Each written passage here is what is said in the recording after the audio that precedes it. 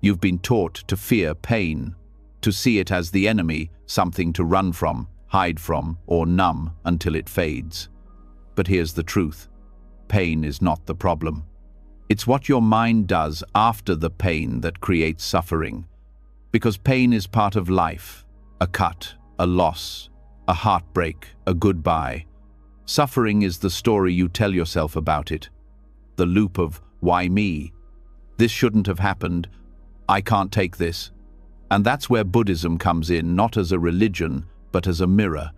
It shows you that freedom doesn't come from avoiding pain, but from understanding it, accepting it, and seeing that it was never truly against you. The Buddha taught that life will always bring pain, but whether you suffer or not, that's a choice. A quiet one, made deep inside your awareness. Tonight, as you listen, you'll begin to see pain differently. The fear will soften, the noise in your head will fade. You'll start to notice the space between what happens and how you react, and in that space, you'll find peace. This isn't just another lesson about mindfulness. This is a doorway, a path to acceptance, clarity, and real freedom. Are you ready to walk through it? Let's begin. Before we begin, take a breath. Feel the quiet between each inhale and exhale. That small space, the pause between one breath and the next, is where truth lives.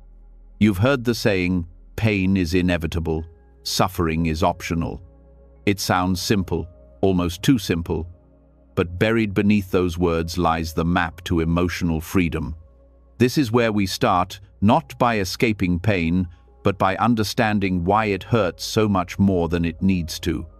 Pain itself is just a signal, a message from the body that something has changed. A cut, a burn, a loss. It comes, it speaks, and it passes. But suffering, that long echo that follows, that's the mind's doing. It's what happens when thought wraps itself around the experience and refuses to let go. The body says, this hurts, but the mind says, this will never stop. This means I'm broken. This shouldn't have happened. And in that moment, pain transforms. It stops being a message and becomes an identity. Science has shown that the body's pain is processed in the brain's somatosensory cortex, the part that simply registers sensation. But suffering, the emotional layer, lights up an entirely different region. The prefrontal cortex and limbic system, the areas responsible for meaning, memory, and emotion.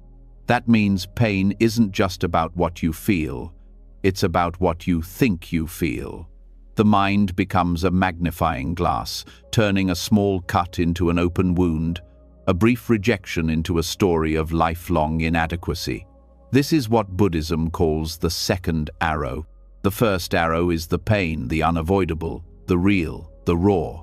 The second arrow is the one we shoot ourselves with, the mental story, the resistance, the judgment. The Buddha said, when touched by a painful feeling, the uninstructed person sorrows, grieves, and laments. He feels two pains, physical and mental. The wise person feels only the first.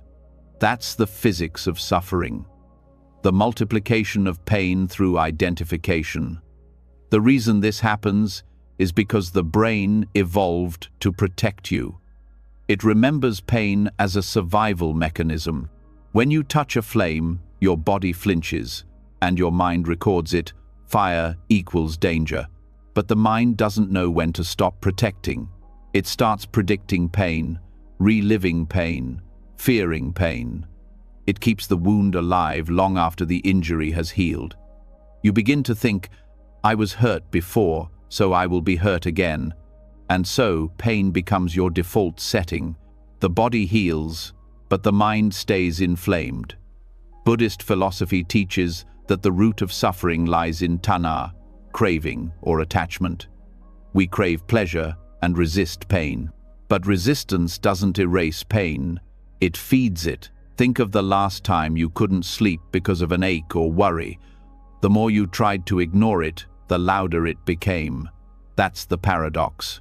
What you fight, you strengthen. Neuroscientists have found the same pattern when we focus on avoiding pain. The brain's alarm circuits, the amygdala, amplify their signal, increasing distress. Acceptance, on the other hand, quiets the alarm. To understand the mind's role in amplifying pain, look at how memory and meaning intertwine. When something painful happens, the mind doesn't just record the event, it links it to everything similar in your past. A breakup becomes proof that no one stays. A failure becomes confirmation that I'm not enough. Pain becomes a thread that ties together every past disappointment. This is karmic conditioning in action, not punishment, but repetition. The energy of unexamined pain loops back into the present, shaping how you see yourself and the world.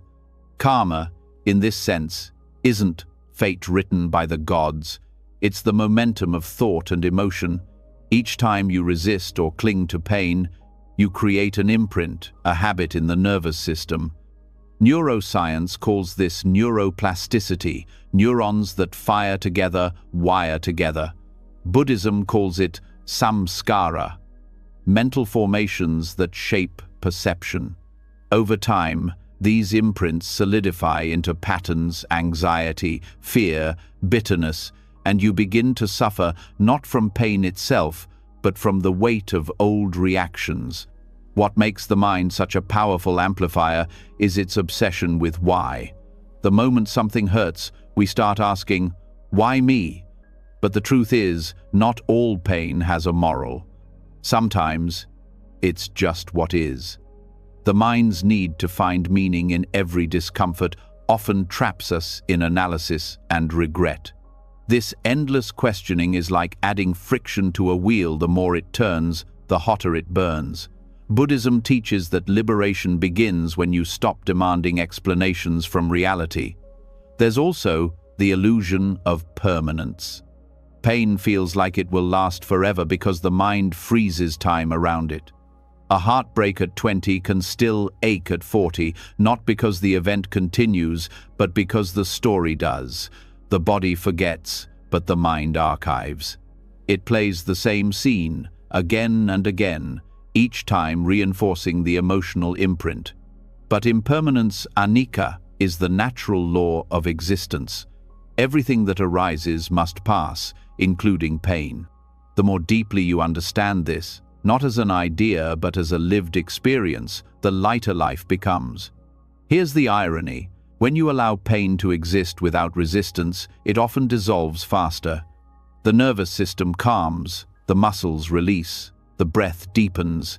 Mindful awareness doesn't remove pain, it removes the extra suffering layered on top. Studies in mindfulness meditation show that when practitioners focus on the raw sensation of pain, its texture, its pulse, its rhythm, activity in the brain's emotional centers decreases. Pain remains, but it loses its grip. It stops being you. Buddhism doesn't ask you to like pain, it asks you to meet it honestly, to observe the sensations without collapsing into the story. When you stub your toe, the body reacts instantly. Sharp pain, breath catches, then release.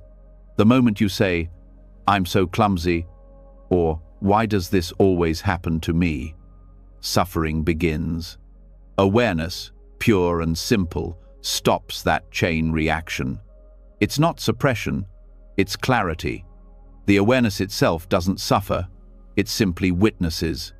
Now, think of emotional pain, betrayal, grief, rejection. The mind often mistakes these for personal failures. It attaches identity to them. I am unloved. I am broken. I am not worthy. But what you're actually feeling is energy moving through the body, tightness in the chest, heaviness in the stomach, dryness in the throat. When you return to the body, you step out of the narrative. You see that emotions are just sensations with stories attached. Without the story, they come and go like waves. The Buddha compared this to fire.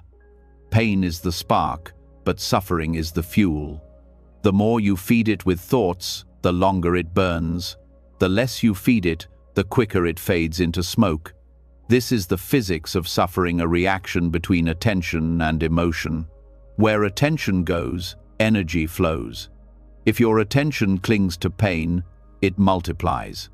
If it rests in awareness, pain transforms into wisdom. Modern psychology agrees.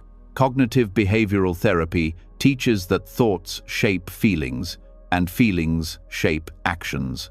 The cycle continues until awareness intervenes.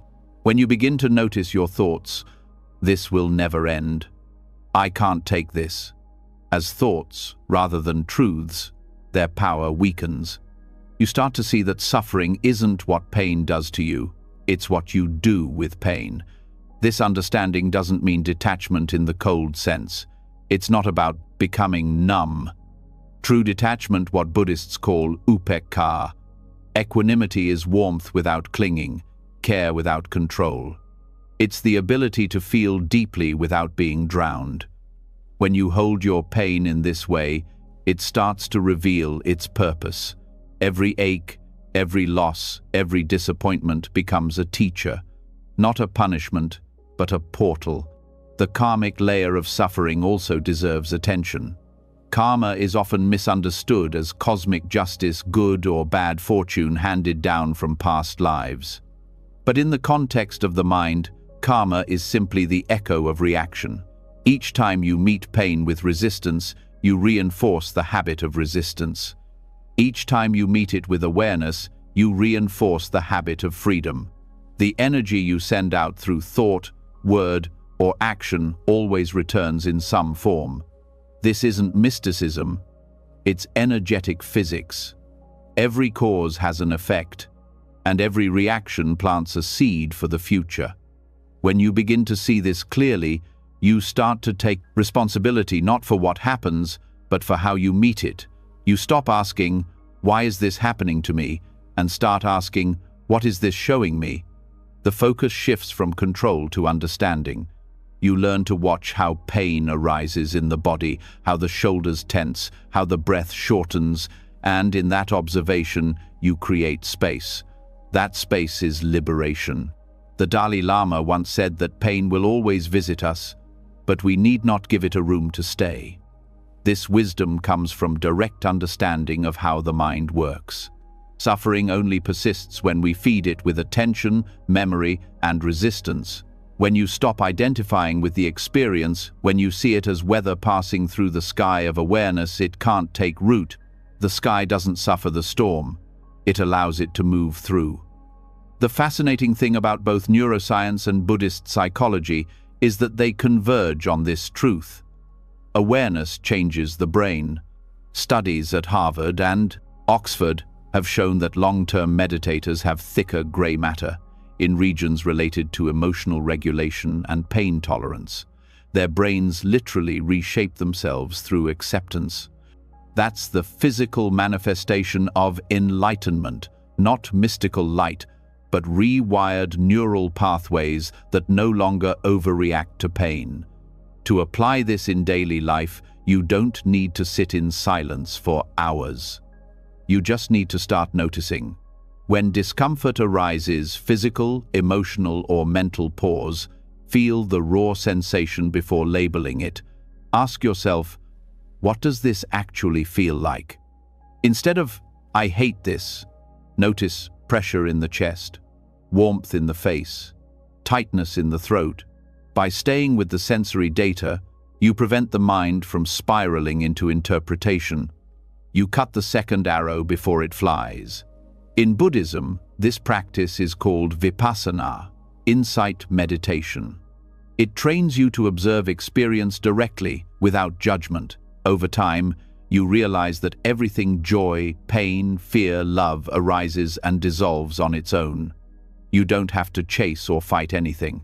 The world becomes lighter, not because it changed, but because your relationship with it did.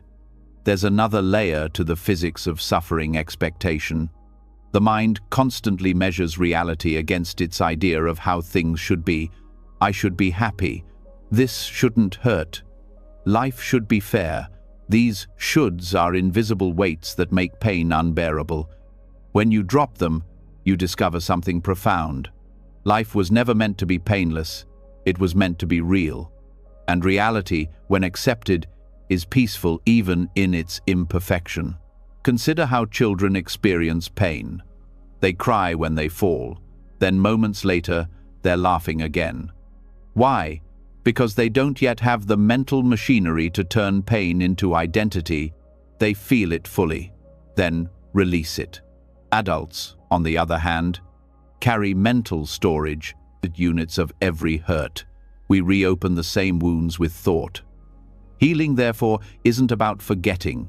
It's about letting experience complete its natural cycle without interference. There's beauty in this understanding. Once you see that suffering is not punishment but misunderstanding, compassion naturally arises for yourself and others. You start to realize that everyone suffers from the same illusion, mistaking thoughts for truth, feelings for facts, pain for permanence, and in that recognition, judgment softens. You stop taking things so personally, you stop blaming, you start freeing yourself, not by fixing the world, but by freeing your perception of it. The mind will still resist. It will say, "But if I don't fight the pain, I'll be weak." Buddhism answers that strength isn't the absence of pain, it's the presence of peace amid pain. Acceptance doesn't mean you approve of what happened. It means you stop arguing with reality. And once that inner conflict ends, energy returns. The same energy that was trapped in struggle becomes available for healing. You begin to see that pain itself is neutral like rain. It can nourish or flood, depending on how you meet it. If you tense against it, it drowns you. If you open to it, it cleanses you. This is the transformation of suffering into wisdom. It's not a miracle, it's physics, emotional cause and effect. Over time, awareness becomes second nature. When pain appears, instead of spiraling into, "Why me?" your mind whispers, "Here is pain." Simple, direct, free of drama. The body feels, the mind observes, the moment passes. You don't cling, you don't resist, you don't narrate. And in that silence, the ancient illusion of suffering dissolves. What remains is clarity, the quiet understanding that everything you've ever feared was just energy asking to be seen. That's how the mind amplifies pain, by misunderstanding its message. Pain says, "Something has changed." The mind hears, "Something is wrong." But change is not wrong, it's life moving. The moment you align with that truth, you stop fighting the current. You float. You see that what hurts you can also wake you. That pain, stripped of story, is not your enemy but your teacher pointing you back, again and again, to the stillness that has never been wounded. And so, as this lesson settles, remember, suffering isn't proof of weakness. It's proof of awareness, the place where consciousness meets its own shadow and begins to understand itself. When you stop resisting the experience, you don't lose yourself. You rediscover who you truly are, vast, spacious, unbroken. The storm passes, the sky remains. That is the first truth of acceptance. Pain is inevitable, but suffering ends the moment you see that it was never yours to carry. When pain is no longer the enemy, something remarkable happens. The heart, once armored, begins to open. You start noticing that others hurt too, not in theory, but in the quiet tremors of their eyes, their silences, their masks of composure. What once felt like your private prison starts to look like a shared human landscape, and from that recognition grows compassion, not pity, not sympathy, but a profound sense of connection that softens everything it touches. This is where the paradox begins. The more deeply you feel the pain of others, the freer you become from your own. Most people think compassion is heavy. They fear it will drown them in others' suffering, that it means carrying everyone's pain on their back. But in truth, real compassion is weightless. It doesn't burden, it liberates.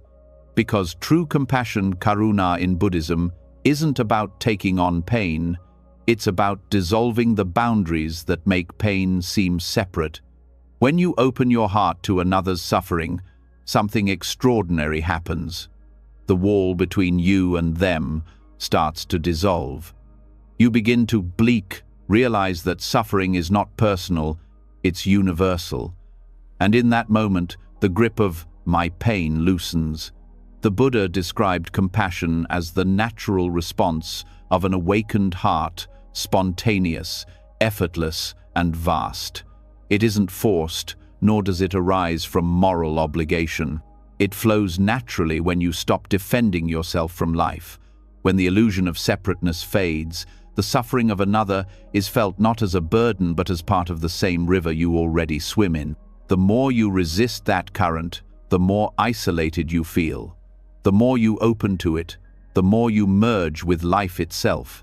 That merging, that dissolution of self, is what frees you. In neuroscience, compassion activates the same neural pathways associated with pleasure and bonding, particularly the release of oxytocin, the so-called love hormone. When you genuinely connect with another's pain, your body responds with warmth and safety, not despair. It's as if the brain recognizes compassion as homeostasis, balance restored through connection. The Dalai Lama once said that compassion is not just good for the world, it is the highest form of self-care.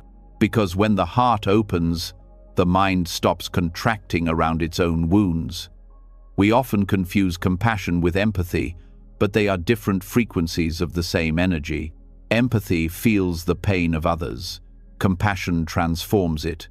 Empathy without awareness can lead to burnout because it mirrors another's suffering without context. Compassion, on the other hand, sees the whole picture. It includes both the pain and the wisdom beneath it. When a monk feels compassion for a starving child, he doesn't drown in sorrow. He sees the child's suffering clearly, feels it deeply, yet his heart remains steady, filled with a wish to relieve that suffering without being consumed by it. This stability arises from understanding impermanence, that even pain, no matter how vast, is temporary and transformative. In daily life, compassion is often mistaken for weakness. People worry that being too kind means being taken advantage of, that softness equals vulnerability. But the truth is, compassion is the purest form of strength. It takes courage to feel fully, to keep your heart open when the world gives you every reason to close it. Anger and indifference are easy defenses. They create distance. Compassion erases that distance. It allows you to meet the world as it is, without the armor. And in doing so, it disarms the ego, which thrives on separation. To understand the liberating power of compassion, it helps to look at the structure of the self. The I thrives on contrast, me versus you, right versus wrong, my suffering versus yours. Compassion dissolves these boundaries. When you feel another's pain as your own, the identity that separates you weakens. Suddenly, the mind has less material to build its walls with. This collapse of boundaries is not loss, it's expansion.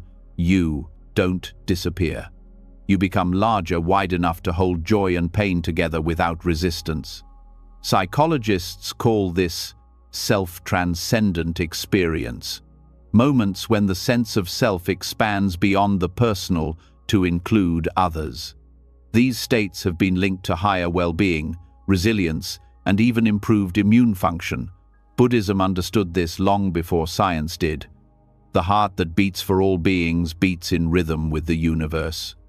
The one who gives compassion receives peace because the act itself dissolves the illusion of separation, the root of suffering.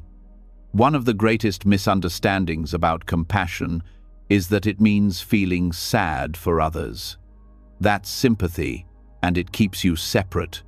Real compassion sees suffering clearly, but adds love to the perception. It doesn't say, poor you. It says, we are the same, It doesn't pity, it participates. It steps into the shared human field and radiates care without expectation. That's why the Buddha described compassion as a form of wisdom.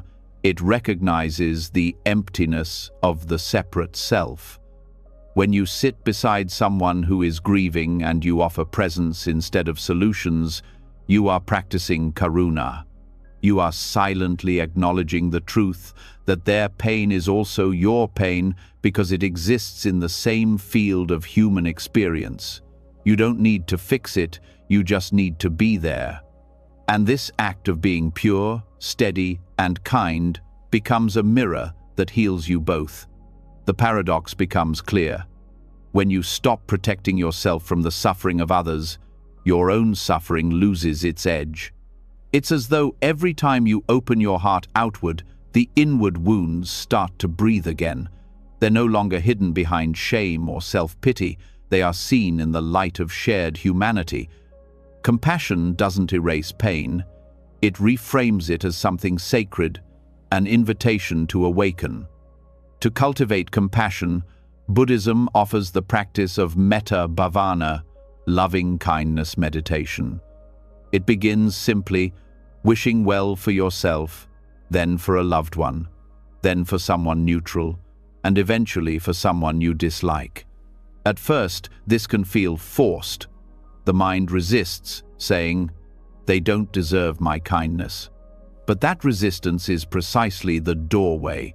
Each time you extend goodwill to someone difficult, you're training the heart to open beyond preference.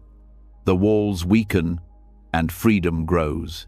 In this process, you also learn that compassion for others begins with compassion for yourself.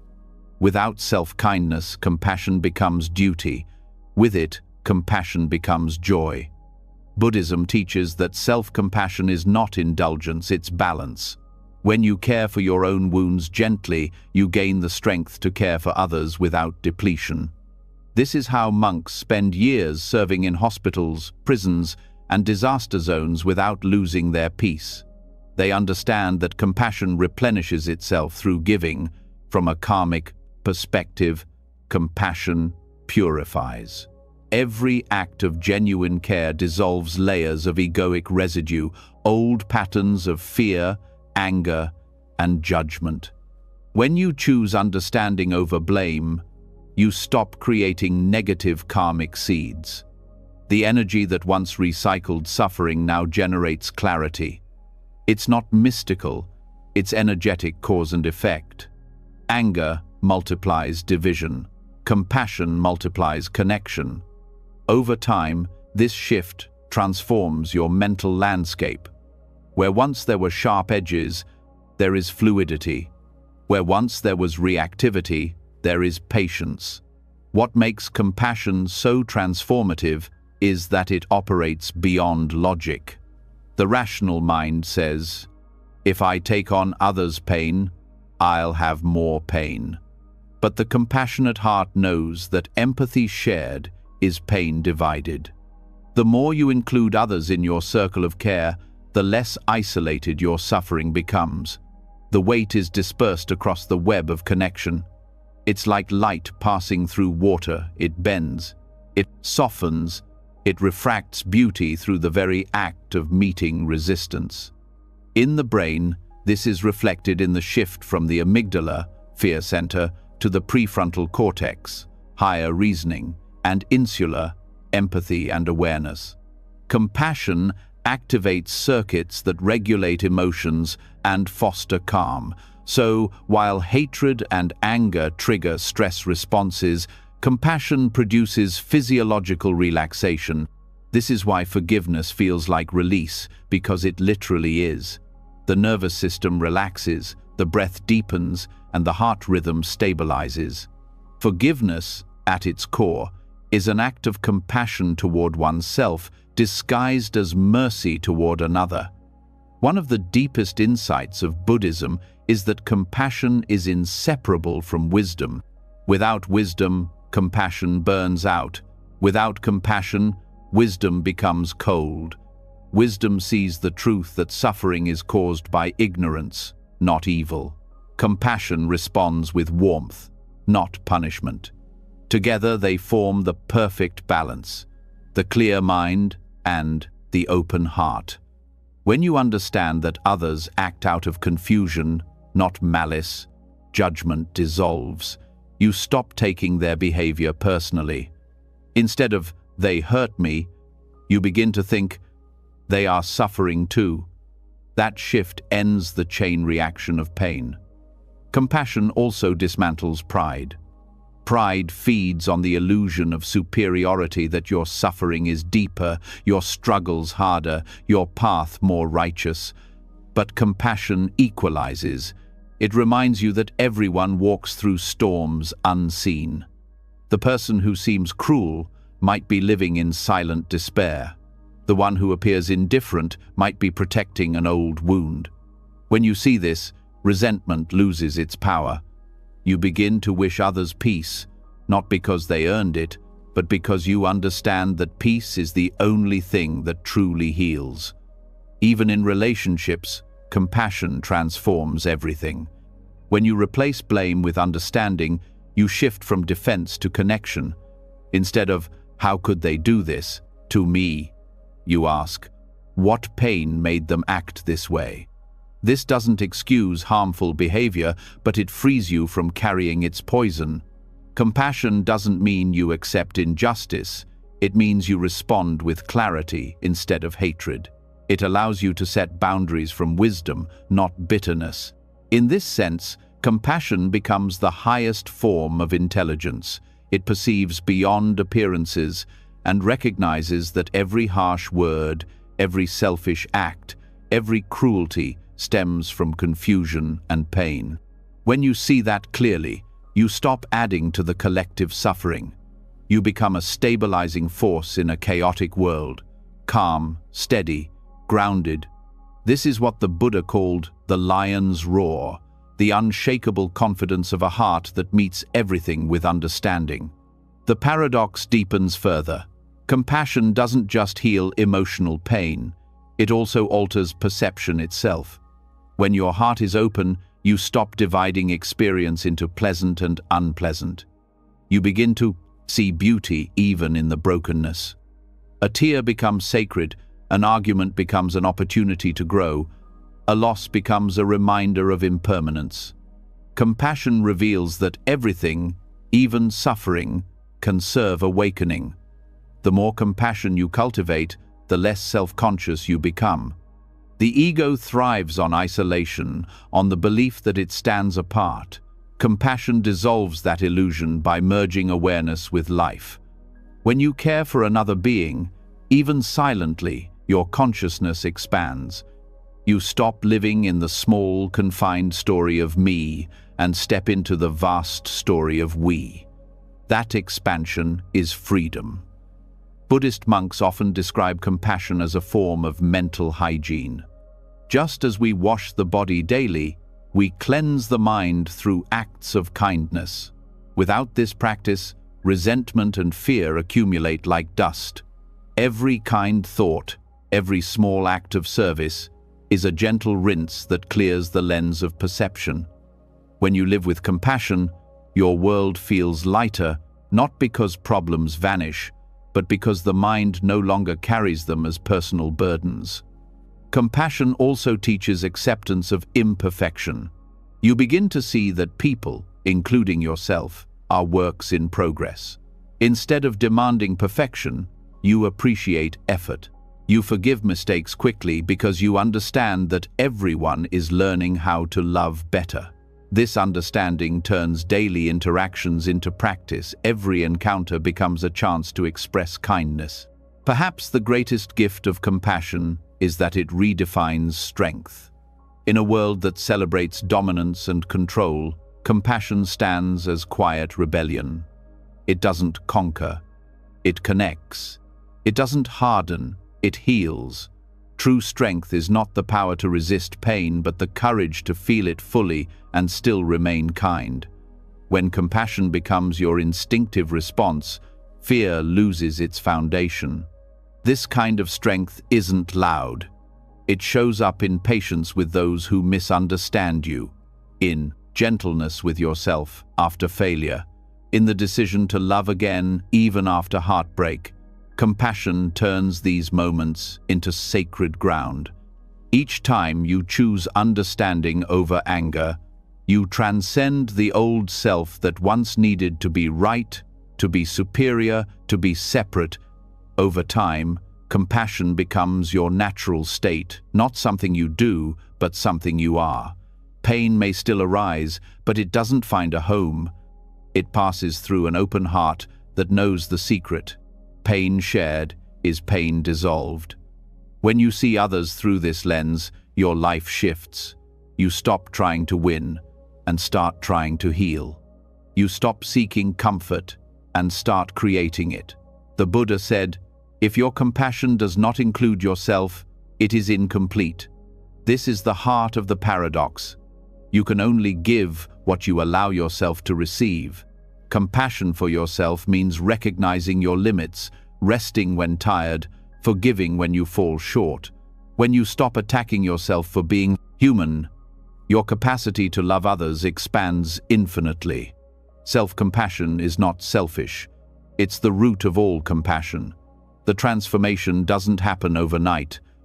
It unfolds quietly, like dawn spreading across a dark horizon.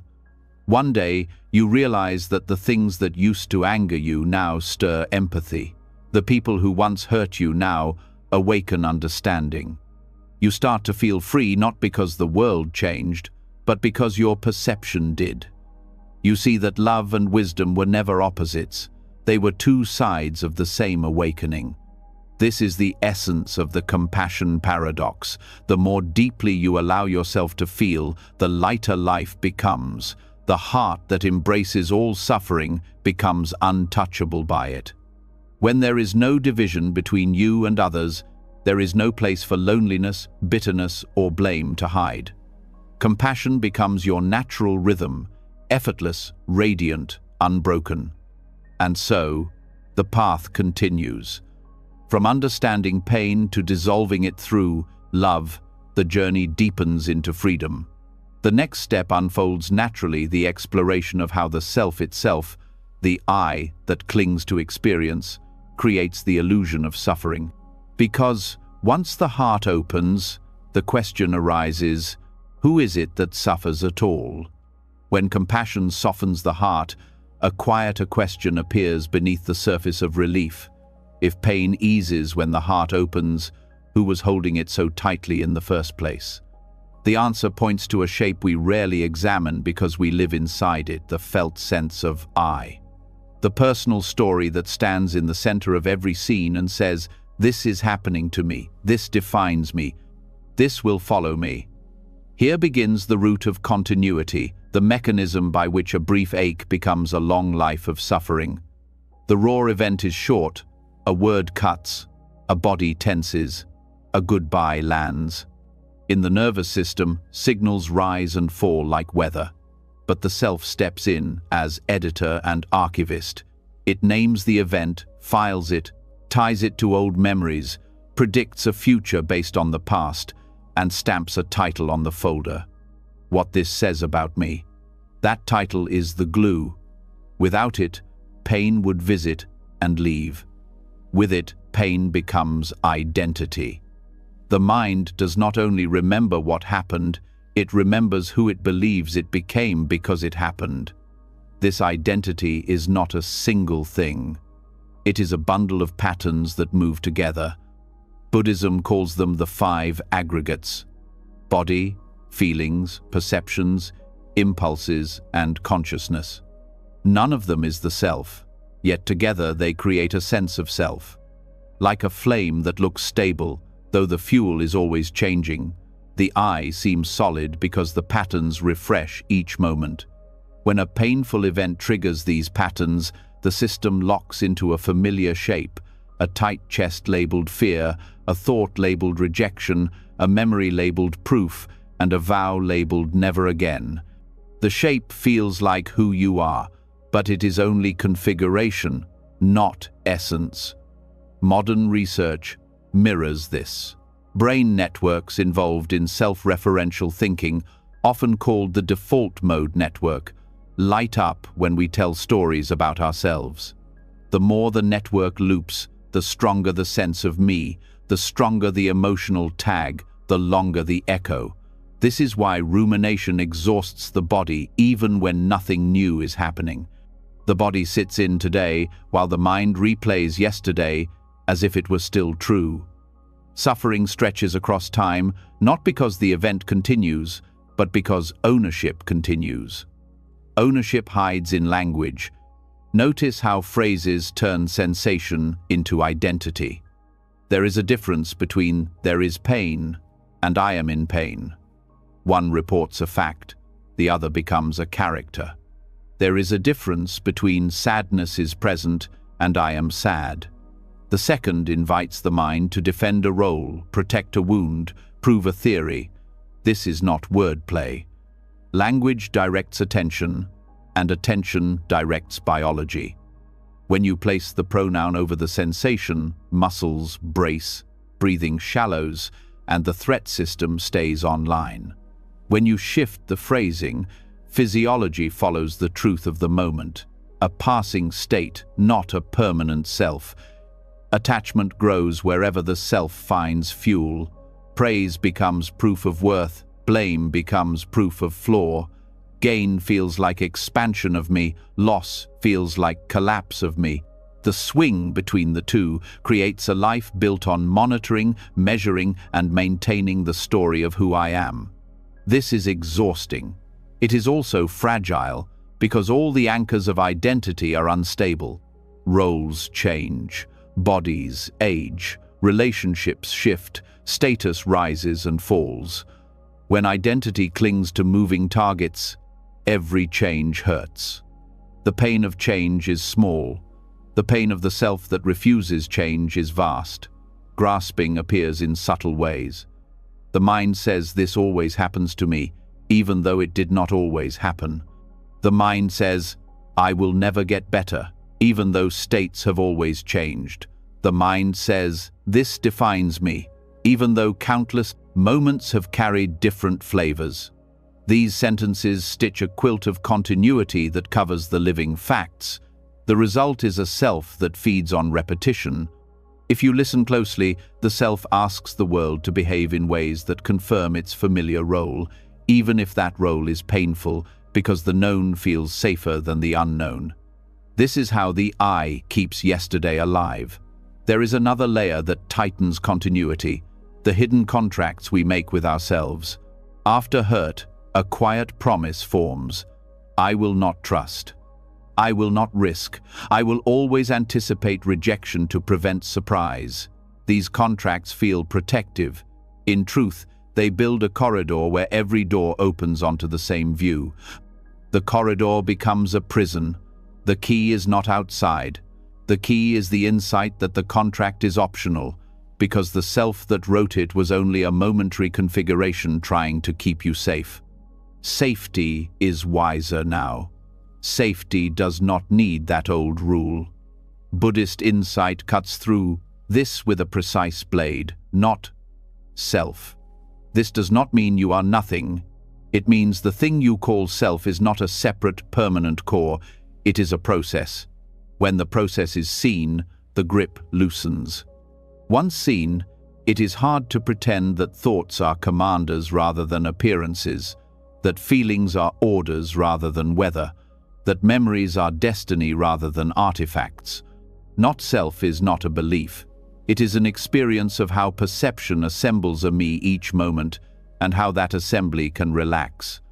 Practical work begins with gentle precision. Start where life actually happens, in the body. When a trigger arises, track the order of appearance. Sensation first. Label it with simple words: warmth, pressure, flutter, heat, pulse. Then note the emotion: fear, sadness, anger, shame. Then note the thought that follows: they do not care. I am alone. I always fail. Seeing the sequence breaks the fusion. The self is strongest when the sequence collapses into one mass. When you separate the strands, the weave loosens. A gap appears between what is felt and the story about what it means. In that gap, suffering cannot maintain its narrative momentum. Another method is decentering.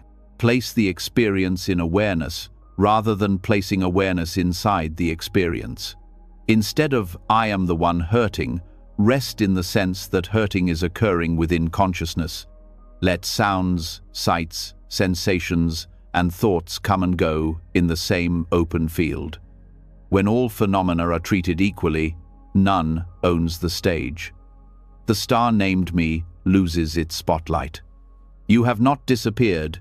You have returned to the wider room in which everything happens. Self-inquiry sharpens this further. When a painful identity appears, ask gently, "Where is the one who is suffering?" Look in the body. A chest sensation cannot be a person. Look in thoughts. Words cannot be a person. Look in emotion. A wave cannot be a shore. The point is not to deny experience, but to see that the owner cannot be found. What cannot be located cannot be pinned to pain. The result is not coldness, but relief, a soft release of extra weight that was carried by habit alone. Memory deserves special care.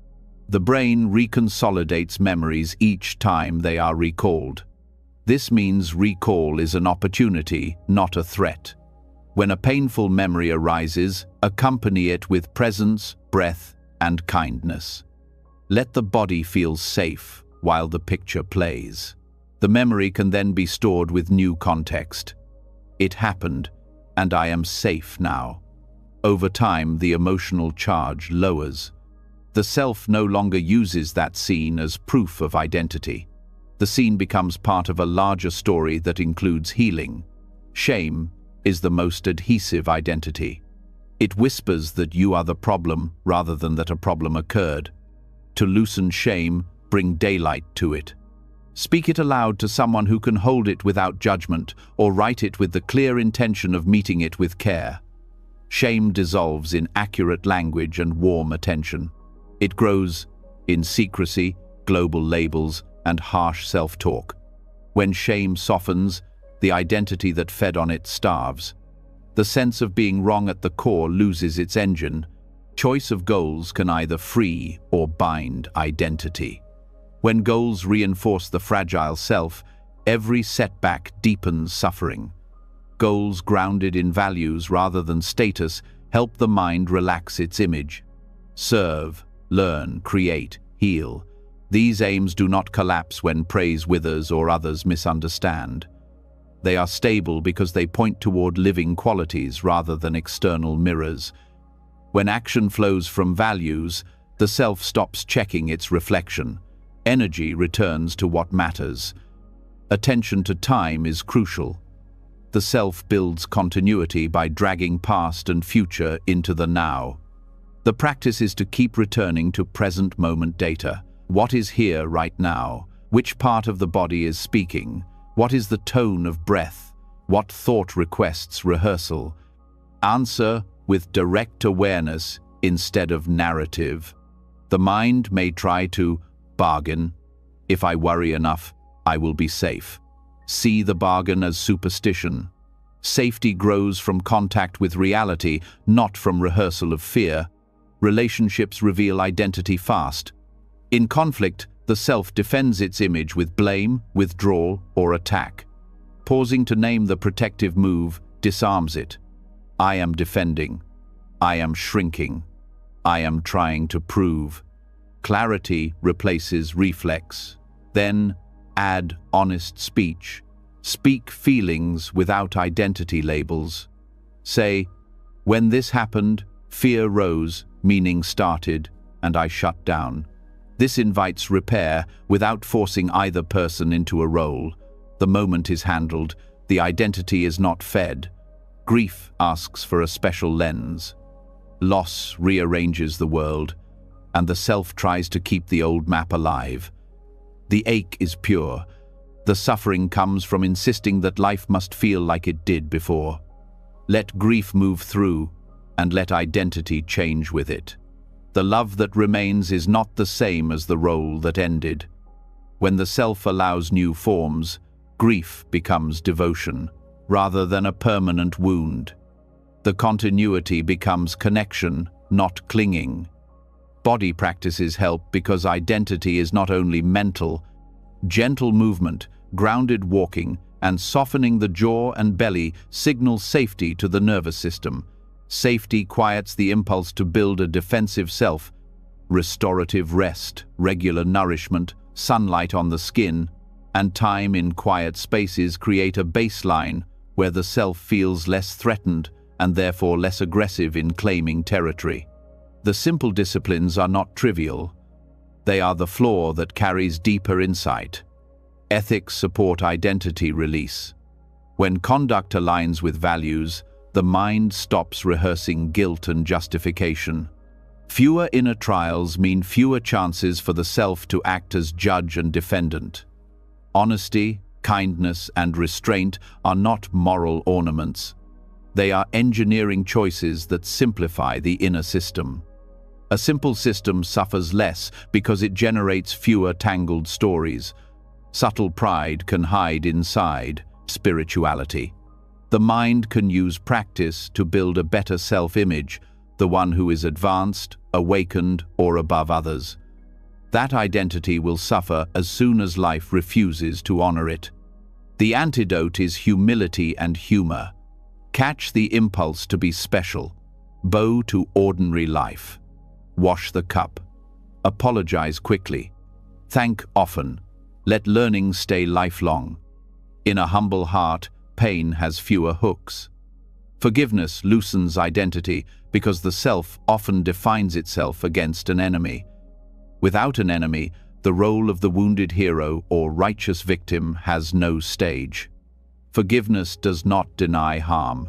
It releases the ongoing role that harm tries to assign. Speak this within. The past is complete. The lesson is kept. The role is dropped. Then live forward with clear boundaries and a light grip. You are not the character that old scenes asked you to play. Work with the senses as portals. Sight, sound, touch, taste, and smell arise fresh each moment, independent of the autobiographical loop. Rest attention in a simple sound or the feeling of the feet. The more contact with raw data, the less fuel for the storyteller. This is not escape. It is recalibration. The world as it is invites a self as it is not heavy, not armored, not rehearsed. Compassion for the self must remain woven through. Each time you catch the identity clinging, respond with warmth, not attack. The voice that says you did it again is the old manager trying to control through shame. Thank it for trying to help, then return to breath and presence. A kind witness dissolves the need for a loud defender. Over weeks and months, the system learns trust. Trust shortens the life of suffering because it short-circuits panic. Art and honest creativity can melt fixed identity. When you write, draw, sing, or craft without chasing approval, you enter flow where the watcher softens and the maker leads. Here the self is transparent, functions well, and does not obsess about itself. Such practice trains the nervous system to enjoy being without needing to be someone. After flow, returning to ordinary tasks feels lighter. The muscle of non-urgency strengthens. Silence is medicine, not just the absence of sound, but the choice to stop feeding the internal narrator. Sit for a few minutes daily with the simple resolve to let thoughts pass without commentary. At first, the narrator grows louder. With patience, it tires. Under the talk is a quiet aliveness that does not need labels. Touching this often shows the mind a contrast. Life is vivid, without the constant claim of me. There is a tender truth about healing identities built from trauma. The self that formed under threat did save you. Thank it. Then teach it new ways. Trauma-informed practice pairs mindfulness with titration, moving toward intense material in small doses. Choose anchors of safety, like breath in the belly or touch on the forearm, before visiting hard memories. Return to the anchor often. This way, the self learns that it can loosen control without being overwhelmed. Safety and freedom grow together. Notice the small, ordinary moments when identity is soft. Laughing with a friend, stirring a pot, folding clothes, walking under a wide sky. In these moments, you are not worried about who you are. You are simply here. Let these be teachers. The mind often overlooks them because they are not dramatic, yet they reveal the natural state, present, open, and unburdened by narrative. Remembering them during hard hours restores balance. Rituals can help retrain continuity. Mark transitions with simple actions that tell the body a chapter has closed. Wash the hands after a heavy conversation. Step outside and look at something living after finishing difficult work. Light a candle at night and place thoughts into it with a silent thank you, then extinguish the flame as a sign that the day's identities can rest. The nervous system appreciates clear signals. Clarity reduces the tendency to keep carrying old roles into new hours. Service loosens identity precisely because it shifts the center of gravity away from self-focus. When you help quietly, without broadcasting, the nervous system learns the relief of being part of a larger movement. The reward is not praise but belonging. Belonging is lighter than performance. A life that regularly touches service does not need as many personal stories to feel valuable. Gratitude is subtle medicine against the fixation of lack. The self clings hardest when it feels incomplete. Naming specific blessings daily does not deny hardship. It reveals the larger field in which hardship sits. Write them plainly. Morning light on the floor, a message from someone who cares, clean water, breath that comes on its own. The more the heart notices, the less the identity needs to claw for proof of worth. Across all of this, the deepest shift is trust in impermanence. When you trust change, you do not need a rigid self to defend against it. You can meet each moment with skills instead of stories. The stability you long to build with identity appears in a different form. Stability as responsiveness, strength as flexibility, confidence as intimacy with what is. This is maturity of practice. Soon, the continuity of suffering begins to break along natural seams. A trigger arises, and the system registers sensation, breathes, and returns. A harsh memory appears, and the heart holds it without turning it into fate. A label starts to stick, and humor peels it off. The self is still present as a useful function, a name, a role, a signature, but it no longer claims ownership of the sky. It becomes a helpful tool, not a heavy throne. From here, acceptance becomes simpler. There is less to protect because there is less fiction to defend. Pain may still knock, but it meets an open door and a spacious room. It does its work and leaves. The house remains bright. The old identity would have followed pain down the road and called the journey destiny. The new understanding stays home. This shift is not distant. It grows in the small choices of today. Speak plainly. Breathe when the chest tightens. Notice when language turns sensation into a self. Soften contracts that no longer serve. Thank the parts that tried to keep you safe, then let them rest. Keep the body cared for, the mind honest, the heart kind. Over time, the old continuity loses both story and stamina. What remains is a self that knows its proper size. Useful? Yes. Ultimate? No. Light enough to learn, soft enough to love. Clear enough to release what has ended, strong enough to stand in truth without armor. In this clarity, suffering cannot find endless corridors. It finds a clean room with open windows, a simple chair, and a presence that does not argue. The chapter closes when it is ready, and life moves on without dragging the past behind it. From compassion to identity and beyond, the path keeps widening. The next doorway appears in the quietest place of all, the tiny instant before the mind labels an experience.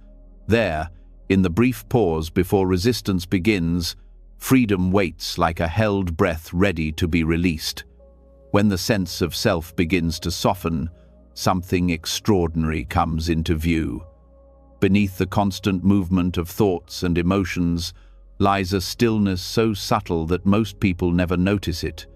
It is not silence, yet it contains every sound. It is not absence, yet it holds everything that arises. Within this stillness lives a moment so brief, it almost goes unnoticed, the microsecond before the mind labels an experience. That is the birthplace of resistance. That is where freedom begins. Pain, pleasure, fear, joy, all pass through this same point. Before the mind decides whether something is good or bad, pleasant or painful, there is a raw flash of awareness that simply registers what is. The body feels, but the story has not yet formed. It's the most honest instant of consciousness. A direct meeting with life before the commentary begins. Once the label appears, I don't like this, this shouldn't happen, I need more of that, the experience splits. Awareness turns into struggle. That split is suffering's first breath. Most people live on the far side of that moment, reacting, defending, judging, craving. They live after the label. But awakening is about moving closer to the gap, training the mind to notice the point before reaction sets in. It may last only a heartbeat, but within that heartbeat lies infinite space. It's not mystical, it's mechanics. The nervous system receives a stimulus, the body feels it, and then the cortex assigns meaning. Between those stages exists a pause, a space without bias. When you start to sense that space, even faintly, you begin to understand what liberation truly means. This isn't about stopping thought, it's about seeing thought arrive. Pain arises in the knee before the mind says, "This is terrible." There is just sensation, warmth, pressure, vibration. Fear arises before the story says, "I'm in danger." There is only energy moving through the chest. The mind's labeling mechanism evolved to protect us, but now it misfires constantly, turning ordinary sensations into emotional battles. Training in awareness teaches you to stay with the raw data long enough for the labeling reflex to slow down. Buddhist masters call this mindfulness in its purest form, sati, the remembrance of present awareness. Neuroscience calls it meta-awareness, the ability to witness the contents of consciousness without identification. When this faculty strengthens, the brain's automatic circuits lose some of their grip. The amygdala fires, but the prefrontal cortex steps in to observe instead of react. Over time, this repatterning changes the brain itself. Mindfulness practice has been shown to shrink the amygdala and thicken regions related to regulation and empathy. What begins as a split-second pause eventually becomes a new baseline of calm responsiveness. Resistance is born out of habit. The mind's first label, bad, immediately calls forth its opposite, good. The self, addicted to comparison, starts measuring every sensation against preference. This comparison builds tension because reality rarely aligns with expectation. You stub your toe and instantly move from raw sensation to judgment. I'm so clumsy. The story arrives faster than breath. To see the moment before, it means to retrain the nervous system to notice sensation without evaluation. That is the art of liberation in motion. One way to train this sensitivity is through body-based meditation. Sit quietly, bring attention to the breath, and feel each inhalation as movement rather than meaning. When a discomfort arises, don't adjust right away. Let awareness meet the sensation before the mind intervenes. Describe it in neutral terms: warm, pulsing, tight, sharp. Stay curious. curiosity is the antidote to resistance. Where judgment closes, curiosity opens. With repetition, the body learns a new rhythm: feel first, label later, or not at all. The same applies in emotion. Suppose anger rises. Instead of saying, "I am angry," notice. Anger. Energy is here. Watch how heat spreads, how the jaw tightens, how thoughts cluster around blame. Each observation keeps you closer to that first microsecond. As the mind slows, you begin to see how labels form. You watch the word anger attach itself to a bodily storm. Then notice the secondary labels: wrong, unfair. Again, if you don't feed them, they fade. Anger transforms into pure energy, moving and dissolving like wind through grass. The moment before resistance is not glamorous. It's small, quiet, and often uncomfortable. The ego finds no entertainment there because it cannot narrate. Yet this is the most creative space in consciousness. Every choice, every reaction, every emotional habit is born here. When you miss the moment, habit runs your life. When you catch it, choice appears. A soft smile can replace a sigh. A pause can replace an argument. Understanding can replace defense. Liberation is not about control. It's about recognition. Children live close to this space. They feel pain, cry, and then move on because they haven't built enough memory to sustain resistance. Adults, layered with years of interpretation, rarely touch raw experience directly. But awareness can return to that innocence through practice. You start noticing that sensations don't demand stories. A sound doesn't require opinion. A thought doesn't require belief. The world remains vivid without being filtered through like and dislike. This capacity also brings emotional intelligence. When you meet others from the space before resistance, you stop reacting to their defenses as personal attacks. Someone shouts, and you hear the vibration of sound before the meaning. Someone withdraws, and you sense their fear before your own insecurity. You meet behavior as information, not insult. This doesn't make you passive, it makes you precise. You respond from clarity rather than conditioning. There's a physical counterpart to this awareness. When resistance arises, the body contracts. Shoulders lift, jaw locks, breath shortens. These are signs that the microsecond has been missed. The key is not to fight the contraction, but to notice it quickly. Awareness of tension interrupts the cycle. Take one conscious breath, feel the belly soften, and you are back in the space before story. Over time, the body itself becomes an ally, signaling the moment resistance begins. In spiritual terms, this microsecond is the meeting point of samsara and nirvana, the turning of the wheel. Samsara is not a place. It's the momentum of reaction. Nirvana is not elsewhere. It's the stillness that appears when reaction stops. Each time awareness catches that initial impulse and lets it pass without clinging, the wheel slows. That slowing is awakening unfolding in real time. The process can be trained through simple daily acts. When thirst arises, pause before reaching for the cup. Feel the body's call, the movement of hand, the touch of glass, the taste of water. Each step is a chance to witness experience before preference. Over weeks, these micro-pauses accumulate. You find that life feels spacious, even in busy hours. Nothing has changed outside. The shift is in perception from living after resistance to living before it. The mind may resist this practice because it thrives on control. It wants to solve pain by strategy, not by presence. It will say, "If I stay in this moment, I'll lose time." But awareness outside of resistance is not slowness. It is efficiency without tension.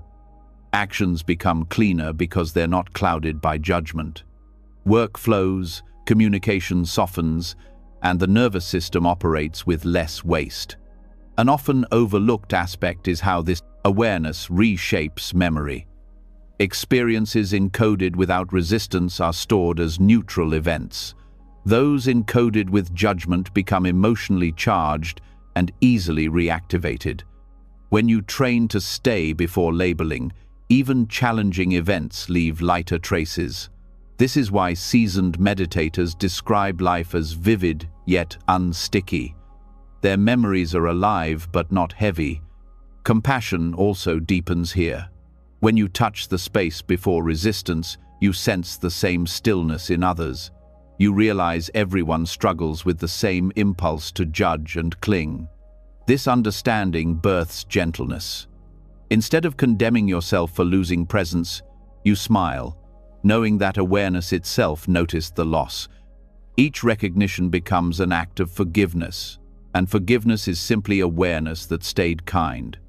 Practices like slow-walking meditation reveal the subtlety of this moment. Each step begins with intention, followed by movement, followed by contact.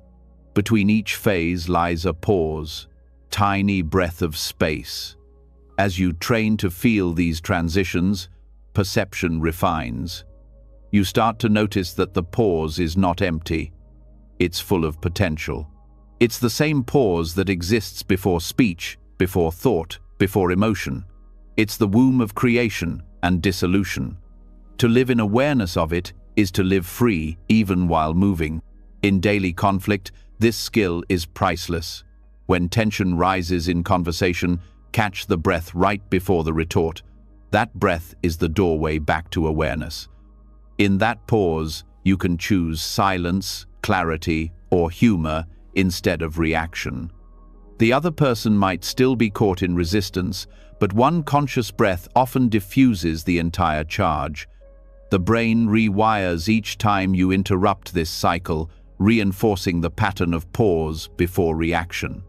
The moment before resistance also reveals the nature of freedom. Freedom is not getting what you want, it's not needing to fight what is. In that small space of pre-labeling, everything is allowed to exist. Pain, joy, confusion, peace all pass through the same gate. The difference lies in whether you tighten around them or stay open. To stay open doesn't mean to enjoy discomfort. It means to stop making war with reality. When war ends, peace is not something you achieve, it's what remains. Even the breath holds this teaching. Between inhale and exhale lies a natural pause. It is brief but essential. Life depends on it, yet it demands no effort. When awareness rests there, the mind tastes effortless balance. The body breathes itself. You simply witness. That is the same quality of freedom that exists before resistance. It's not something you build, it's something you stop interrupting. To strengthen recognition, use short reflections during the day. Before reacting, ask simple questions. What is actually here? Is this a sensation or a story about sensation? Is this emotion demanding action or just movement asking for space? These inquiries are not analysis. They are reminders to return to the pre-label moment. The more often you return, the more the nervous system learns to stay there naturally. Art and nature both invite this awareness. Looking at a sunrise or hearing a piece of music before thought names it beautiful is a pure encounter. The mind rushes to say, "I like this," but the experience itself was already complete before the comment. That completeness is always available, even in pain. The same awareness that meets beauty can meet discomfort. When you sense this equality, your relationship to pain changes forever.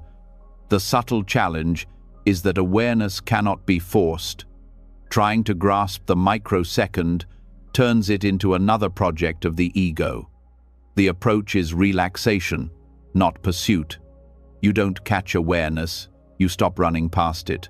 The more you trust stillness, the clearer it becomes. Over time, resistance loses speed. Pain appears, awareness notices. The label arrives late or not at all. You start living closer to the source of experience, where everything is fresh. This training gradually transforms identity itself. When you live before resistance, the I that used to define and defend experiences has less work to do. You act without inner commentary. Decisions feel lighter. Relationships become smoother because there is less self to protect. The personality remains functional but transparent. You no longer mistake passing moods for truth. As perception refines, you see that awareness was never born in the first place. It was always here, quietly witnessing each wave. Resistance only clouds it for a moment. The moment before resistance is not a new state to achieve, but a return to what has always been constant. Pain, joy, thought, and silence all arise and dissolve within it. What remains is the same luminous field that existed before you named it me. When practice stabilizes, even the label awareness becomes unnecessary. Experience unfolds naturally, untouched by evaluation. Life lives itself through you, eating, walking, speaking, resting without friction.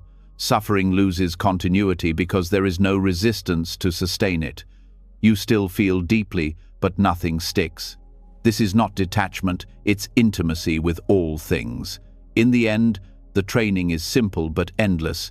Stay close to the first instant, feel before you name, breathe before you judge, listen before you interpret. The pause before reaction is where wisdom lives.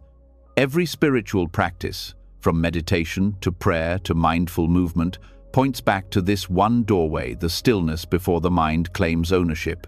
As you live from that space, life becomes fluid, pain becomes instruction, joy becomes appreciation, and each breath becomes proof that liberation is not far away. It is here, in this exact moment, waiting in the gap between feeling and thought. And, as awareness learns to rest there, another dimension of endurance begins to unfold, not the endurance of suppression or struggle, but a noble endurance born of clarity, a strength that bends but never breaks, because it no longer resists what is real. When awareness begins to stabilize before resistance, life starts to feel lighter. You start to notice that freedom doesn't mean the absence of challenge, it means the ability to meet challenge without collapsing. The waves still rise, but something inside you stops fighting the tide. Here begins the next unfolding of wisdom, the art of endurance. Not the grim endurance of clenched teeth and forced smiles, but the noble endurance that holds pain with grace, steadiness, and dignity. This is the strength that neither hardens nor breaks. Endurance, in the Buddhist sense, is kshanti paramita, the perfection of patience. But the word patience here is often misunderstood. Most people think of patience as waiting without complaint, a passive acceptance of discomfort. In truth, noble endurance is active, awake, and wise. It's not suppression, because suppression hides pain, nor is it martyrdom, because martyrdom worships pain. It's the courage to stay fully present with whatever arises, without turning it into identity or drama. Endurance becomes transcendent when the heart meets pain without the extra layer of resistance. That means not denying what hurts, not romanticizing it, and not running from it. It's the quiet art of allowing. The Buddha called this anukampa, the ability to remain kind while staying still amid difficulty. When you practice noble endurance, you begin to understand that every experience, joy or suffering, has its own rhythm. Rushing or resenting only distorts that rhythm. Allowing restores balance.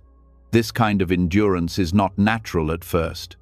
The mind, conditioned to fix or flee, doesn't know how to rest in uncertainty. But endurance grows from insight. You start to realize that discomfort itself is not the enemy. The real cause of agony is the refusal to experience discomfort. When you stop demanding that pain disappear, something shifts. Pain remains, but the panic dissolves. In that stillness, endurance appears naturally, not as effort, but as presence.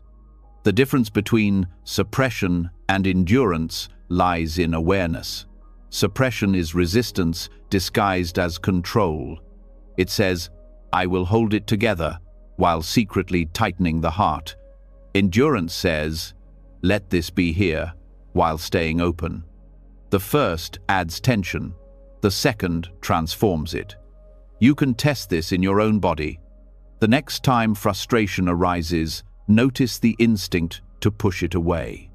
Then soften the breath and let the feeling spread. Feel the heat, the pulse, the ache. Paradoxically, as you allow it, it changes texture. It's no longer poison, it's energy in motion. True endurance does not numb you, it sensitizes you. When the heart learns to endure, it becomes vast enough to hold everything without breaking.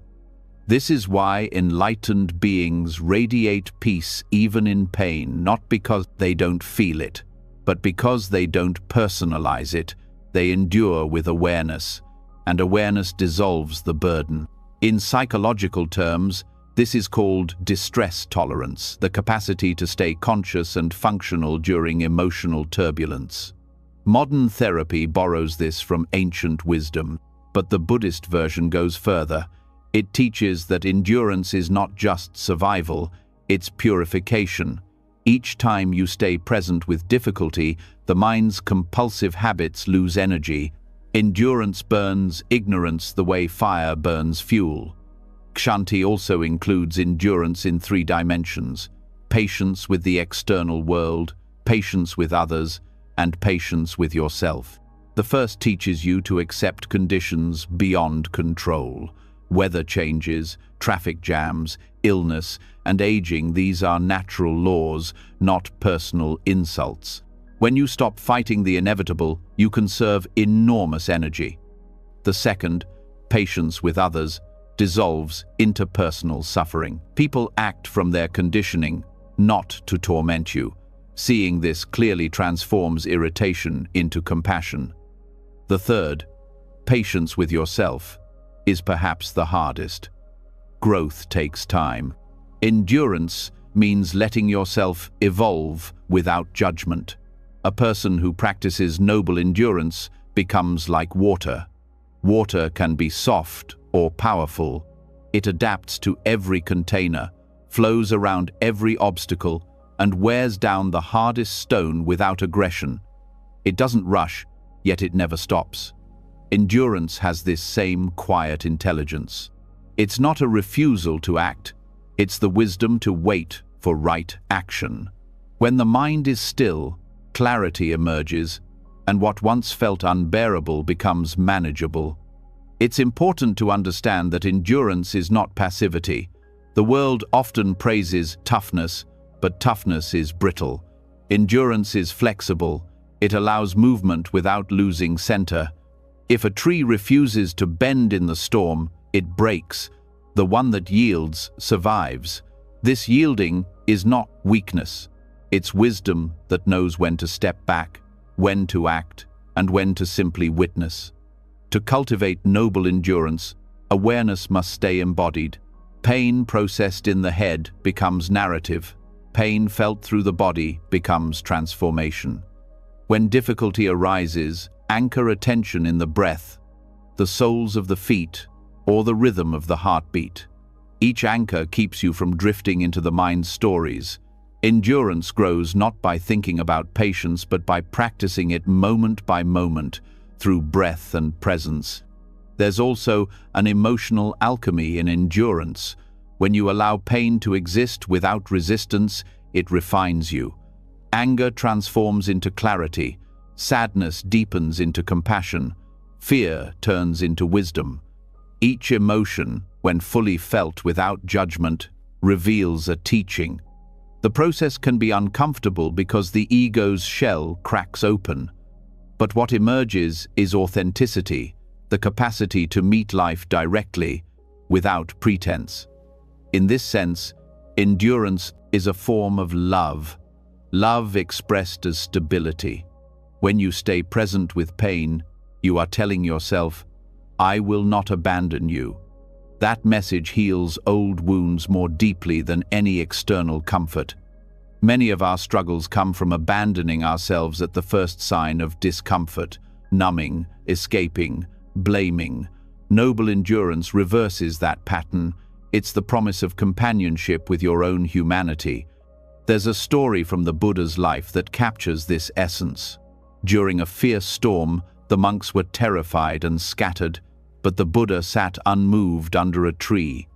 When asked how he remained calm, he said, "The storm is outside. It need not enter." That is endurance, not ignorance of danger, but knowing that your awareness is bigger than the storm.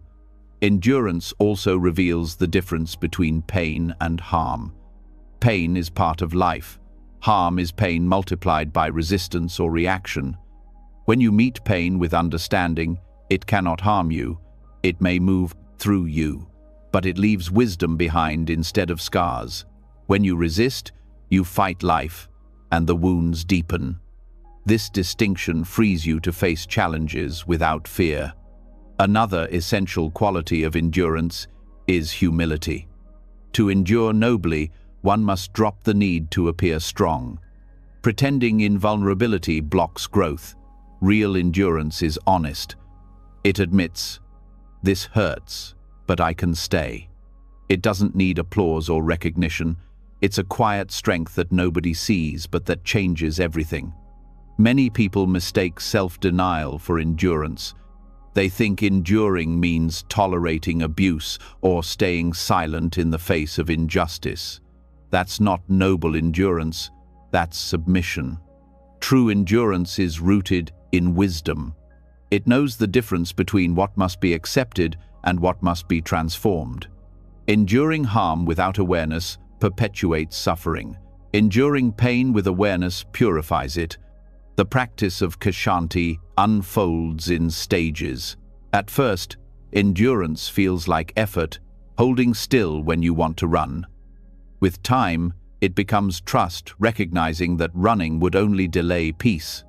Eventually, it becomes ease, the understanding that everything resolves in its own rhythm when you stop pushing.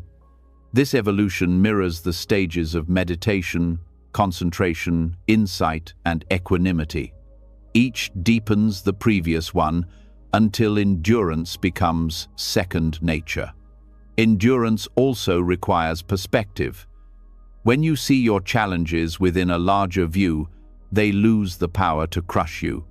The ancient masters compared this to placing a spoonful of salt in a glass versus a lake. The salt makes the glass undrinkable, but the lake remains fresh. Awareness expands the lake of the mind. Difficulties dissolve in the vastness of understanding. Another way endurance becomes transcendent is through gratitude. Gratitude doesn't deny difficulty. It honors the lesson within it. Every time you endure with presence, you grow stronger, clearer, and more compassionate. Gratitude turns endurance from punishment into purpose. When you can say, "Thank you, pain, for showing me where I still cling," suffering becomes sacred instruction. Science again echoes this. Research on emotional resilience shows that acceptance and gratitude activate neural networks that counteract stress responses. The brain interprets gratitude as safety, which allows the parasympathetic system to restore balance. In other words, endurance without resentment heals both mind and body. Endurance also requires faith, not blind belief, but trust in the unfolding of reality. Faith is what carries you when clarity hasn't yet arrived. You may not understand why something is happening, but you can trust that it will lead somewhere meaningful if met with awareness. This faith is not naive optimism. It's the calm confidence that even darkness has a role in light. In community life, noble endurance builds harmony. A person who has trained in patience becomes a pillar of steadiness. Their calm presence diffuses tension. Their silence speaks louder than arguments. Such people don't absorb negativity, they transform it. In a world addicted to reaction, endurance is revolutionary. It breaks the chain of escalation and replaces it with peace. On a deeper spiritual level, endurance dissolves the illusion of control. The ego wants certainty and immediate resolution. Endurance teaches surrender, not defeat, but alignment with truth. You realize that you are not the driver of every outcome. You participate, you care, you act, but you release the obsession with result. This surrender is where endurance becomes transcendence.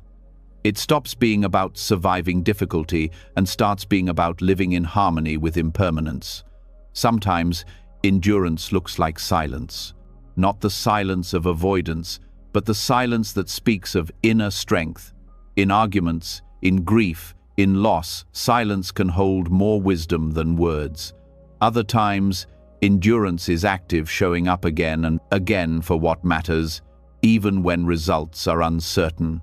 Both forms arise from the same source, an unshakable trust in awareness. This trust grows through reflection. Look back at the hardest moments of your life. You survived each one. Some changed you in ways that hindsight now calls blessings. Endurance is proof of your capacity. Recognizing this history builds quiet confidence. You begin to understand that the mind's prediction of collapse is rarely true. Life sustains itself through you when you stay open. Noble endurance also transforms time. When you stop rushing through discomfort, time expands. Each moment becomes rich with detail, the rhythm of breath, the play of light, the pulse of the heart. You start living inside experience rather than waiting for it to pass. Paradoxically, this presence makes challenges shorter because they are fully met. What you face completely cannot linger. The highest form of endurance is love in action, compassion that stays. The Bodhisattva vows to remain in the world until all beings are free. That's the purest endurance, a willingness to meet endless suffering with endless patience. This doesn't mean tolerating injustice, but holding space for transformation. Love that endures sees beyond appearances. It knows that pain and ignorance are temporary clouds in the sky of consciousness. To cultivate this, practice forgiveness daily of others and of yourself. Forgiveness is endurance, extended through time. It says, I will not keep carrying the weight of what has passed. Each act of forgiveness strengthens your inner flexibility. The heart that forgives easily cannot be broken because it bends with life. Endurance is also the ground of wisdom. Without it, insight collapses under stress. Endurance gives insight, a body something to live in when storms arrive. That's why the paramitas, or perfections, are built on patience. Generosity, discipline, and meditation all rely on endurance to mature. Without it, practice remains fragile. With it, practice becomes unshakable. As endurance deepens, joy returns. It might sound paradoxical, but real endurance carries lightness. When you no longer fight every discomfort, life stops feeling like battle. Small pleasures return the texture of food, the warmth of sunlight, the sound of rain. Even in pain, gratitude hums quietly. You start to see that endurance is not heavy. Resistance is.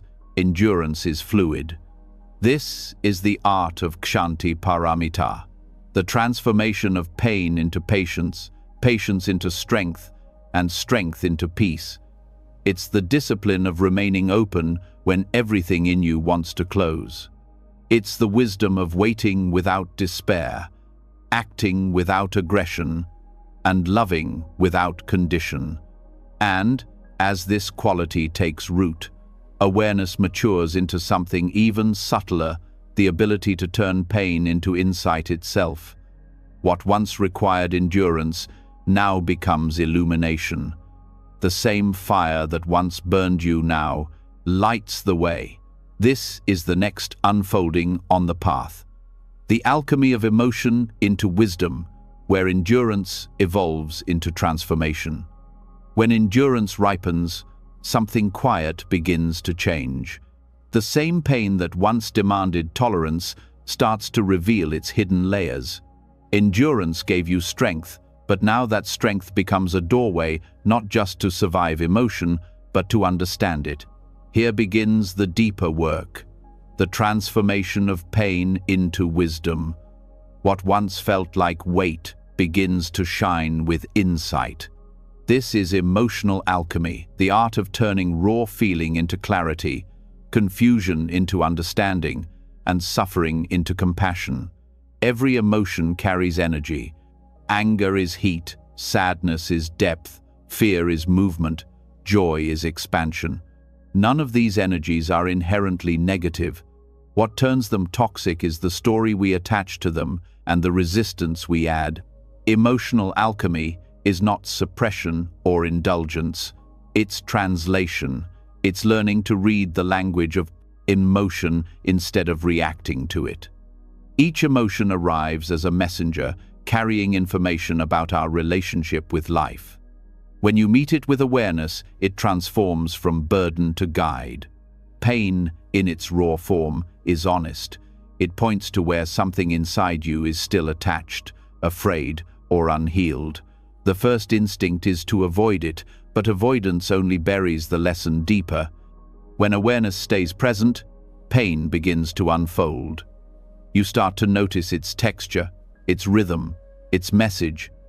It speaks not in words, but in sensations: tightening, warmth, trembling, hollowness. If you listen, it will tell you what it needs to release. If you judge it, it grows louder. Mindful observation turns this process into awakening. When you watch emotion arise and fade without interference, you see its impermanence directly. The surge that felt unbearable a moment ago begins to shift from heat to warmth, from pressure to openness. You realize that emotion is not a fixed object, it's a moving field of energy. This insight dissolves the illusion that you are the emotion. You are the awareness witnessing it. That simple realization turns pain into freedom. Buddhism calls this transformation paññā, wisdom born from direct experience. It's not intellectual, it's cellular. The body itself learns that pain is safe to feel. The nervous system rewires. Each time you allow emotion to flow without resistance, you strengthen neural pathways of acceptance and weaken those of fear. Modern neuroscience supports this. Mindfulness activates the prefrontal cortex, which integrates emotional signals from the amygdala, creating balance between feeling and reason. What used to hijack your mind now becomes fuel for awareness. To practice emotional alchemy, presence must be anchored in the body. When emotion arises, the first step is to locate it physically. Where is it? Strongest chest, throat, stomach. Stay there. Describe it without judgment. Heavy, fluttering, burning, cold. Do not name it anger or sadness yet. Stay with the sensation. This step prevents the mind from taking over. Sensation belongs to the present. Story belongs to the past. Transformation happens only in presence. Next, breathe with the emotion. The breath is the alchemist's tool, the bridge between the conscious and unconscious. Breathe into the area where the energy lives, not to make it go away, but to give it space. Breath is awareness in motion. It teaches the body that pain can exist without danger. As you continue, the energy often begins to move or soften. Sometimes tears flow, sometimes warmth spreads. These are signs that resistance is dissolving. The heart of emotional alchemy is curiosity. When you approach pain with curiosity, you disarm it. You stop being its victim and become its student. Ask gentle questions. What is this emotion trying to show me? What belief does it reveal? What part of me feels unseen or unheard? Each question opens a door. Often, you'll discover that strong emotions arise not from the present situation, but from echoes of the past childhood wounds, unmet needs, moments of rejection. By observing them consciously, you release their grip on your present life. Awareness turns emotional pain into wisdom because it reveals its source. Anger, for instance, is often a shield for vulnerability. When you stay with anger long enough, you may feel the sadness beneath it, the sadness of being misunderstood or hurt. That sadness, when accepted, transforms into empathy. Fear, when met fully, reveals the longing for safety and trust. Once you recognize that, fear becomes awareness of fragility, a teacher of care. Every emotion, when seen to its core, contains the seed of its opposite virtue. That's the true alchemy. In the practice of insight meditation, this process unfolds naturally. The meditator watches thoughts, sensations, and feelings arise and pass like waves. Over time, the layers of reaction thin out. You stop chasing pleasant states and stop fleeing unpleasant ones. Pain loses its identity as mine. It becomes movement within consciousness, neutral, informative, alive. When you see emotion this way, it becomes your teacher rather than your tormentor. There's a Tibetan saying, "The obstacle is the path." Emotional alchemy embodies this truth. What you call obstacles, grief, betrayal, loss, are not detours from awakening. They are the very gateways. Each wound contains energy that, when met with awareness, turns into wisdom. Just as heat transforms raw ore into gold, presence transforms suffering into insight. You cannot skip this process because wisdom that bypasses pain remains theoretical. Wisdom that arises from pain is indestructible. The key difference between reaction and alchemy is willingness. Reaction contracts, willingness expands. When you're willing to feel without escape, the pain changes form. This willingness is not masochism, it's surrender to truth. It's saying, "This is what's here. Let me see it clearly." The ego fears this because its identity depends on avoidance. But once you stop running, you discover that emotion cannot actually harm awareness.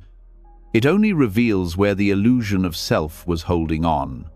One powerful method for this transformation is labeling emotion with mindfulness, not to define it, but to recognize it. For example, when sadness arises, gently say to yourself, "Feeling of sadness."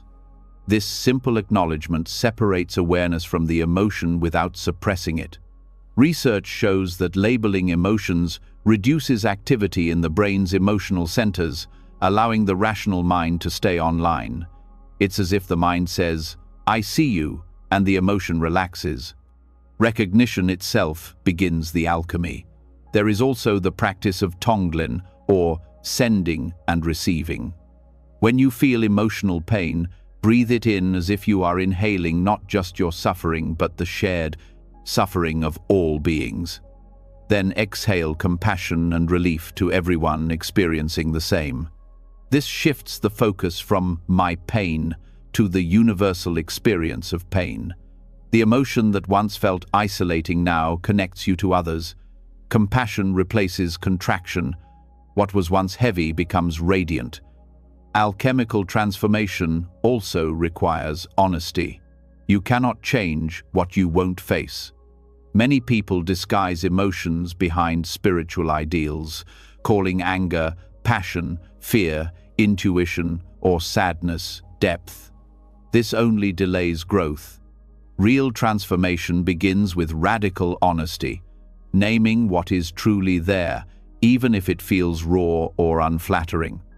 Awareness that includes imperfection without judgment creates the conditions for change. As awareness refines, you begin to see that every emotion is temporary. No matter how intense, it cannot stay. This insight alone softens fear. When you trust impermanence, you stop clinging to pleasure and resisting pain. You let emotions come and go like weather. This natural flow prevents stagnation. Emotional stagnation leads to suffering. Movement restores health. This is why allowing grief to move through tears is cleansing, while holding it back becomes depression.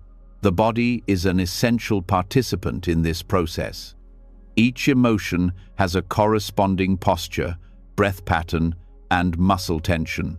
When you consciously relax these physical expressions, you give the emotion room to evolve. For example, loosening the jaw and lengthening the exhale during anger reduces its heat. Placing a hand on the heart during sadness signals safety to the nervous system. The body becomes the laboratory of transformation, where awareness and sensation meet. Emotional alchemy also teaches you to recognize secondary emotions, the emotions about emotions. Shame about fear, guilt about anger, pride about sadness. These layers multiply suffering.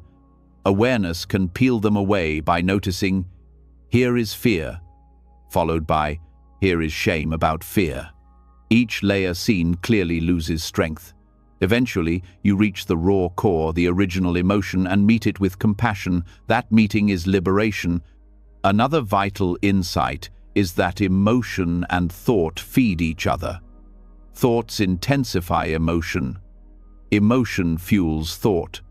Breaking this loop is central to transformation. Mindfulness interrupts the feedback cycle by bringing attention to direct sensation rather than narrative. When you stop telling yourself why you feel something, the emotion's energy starts to disperse. Without the mind's commentary, emotion dissolves faster and leaves clarity behind. Emotional alchemy doesn't end with personal healing. As your understanding deepens, you begin to sense the emotions of others more clearly. But unlike empathy that overwhelms, this awareness remains balanced. You feel others' pain without drowning in it because you've learned to let emotion flow rather than stick. This is how healers and teachers sustain compassion without exhaustion. They don't absorb, they transmute.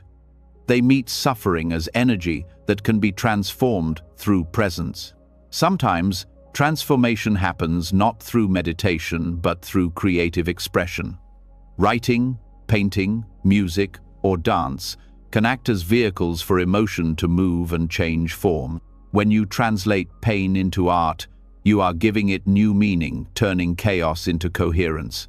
This is not escape, it's expression guided by awareness. The act of creation mirrors the inner alchemy. Raw emotion becomes beauty, and beauty becomes insight. One profound aspect of this transformation is humility. Pain humbles the ego. It reminds you that control is limited, that life moves through you, not just for you. When you bow to this truth, emotional turbulence becomes less personal and more natural. You begin to see that even strong emotions arise as part of life's intelligence, not punishments, but signals. Endurance taught you to stay, alchemy teaches you to learn. There is a stage in practice where old emotional patterns resurface intensely. This is not regression, it's purification. The mind, now strong enough to hold awareness, brings up repressed emotions for release. It can feel chaotic, but this is healing's rhythm, the sediment rising before the water clears. If you stay present and trust the process, the turbulence passes and leaves deep stillness behind. The same emotions that once ruled your life become portals to awakening. Emotional alchemy also involves integrating insight into action. When anger transforms into clarity, it might call for setting a boundary. When sadness becomes compassion, it might lead to service. Wisdom is not passive. It expresses itself through behavior. The mark of transformation is not the absence of emotion, but the presence of skillful response. You start to act from awareness instead of reaction. Over time, you develop what the Buddhists call equanimity, a steady mind that meets joy and pain with equal presence. This doesn't mean indifference, it means intimacy with both. Emotional balance arises naturally when you trust the process of transformation. You no longer chase highs or fear lows. You live in the middle way, where emotion flows freely without owning you. Even spiritual bliss can be transformed through this awareness. Joy, when grasped, turns into craving. When observed, it becomes gratitude. The same mechanism of transformation applies to every feeling. The moment awareness touches emotion, the duality of good and bad dissolves. All emotions become expressions of the same energy consciousness experiencing itself. This realization brings deep peace. You begin to see that what you called pain was simply energy asking to be known. The more you meet it, the less you fear it. Fear of feeling is the root of suffering. Feeling fully is liberation. Through emotional alchemy, even the heaviest grief becomes compassion, and the sharpest anger becomes courage.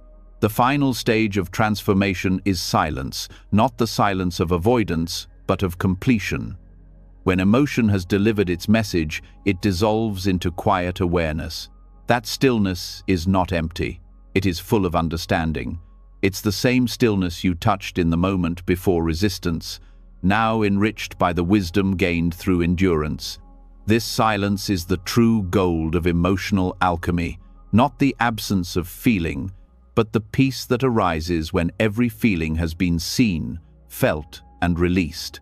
And from this stillness, a subtler challenge emerges, the awareness of how even healing can become attachment.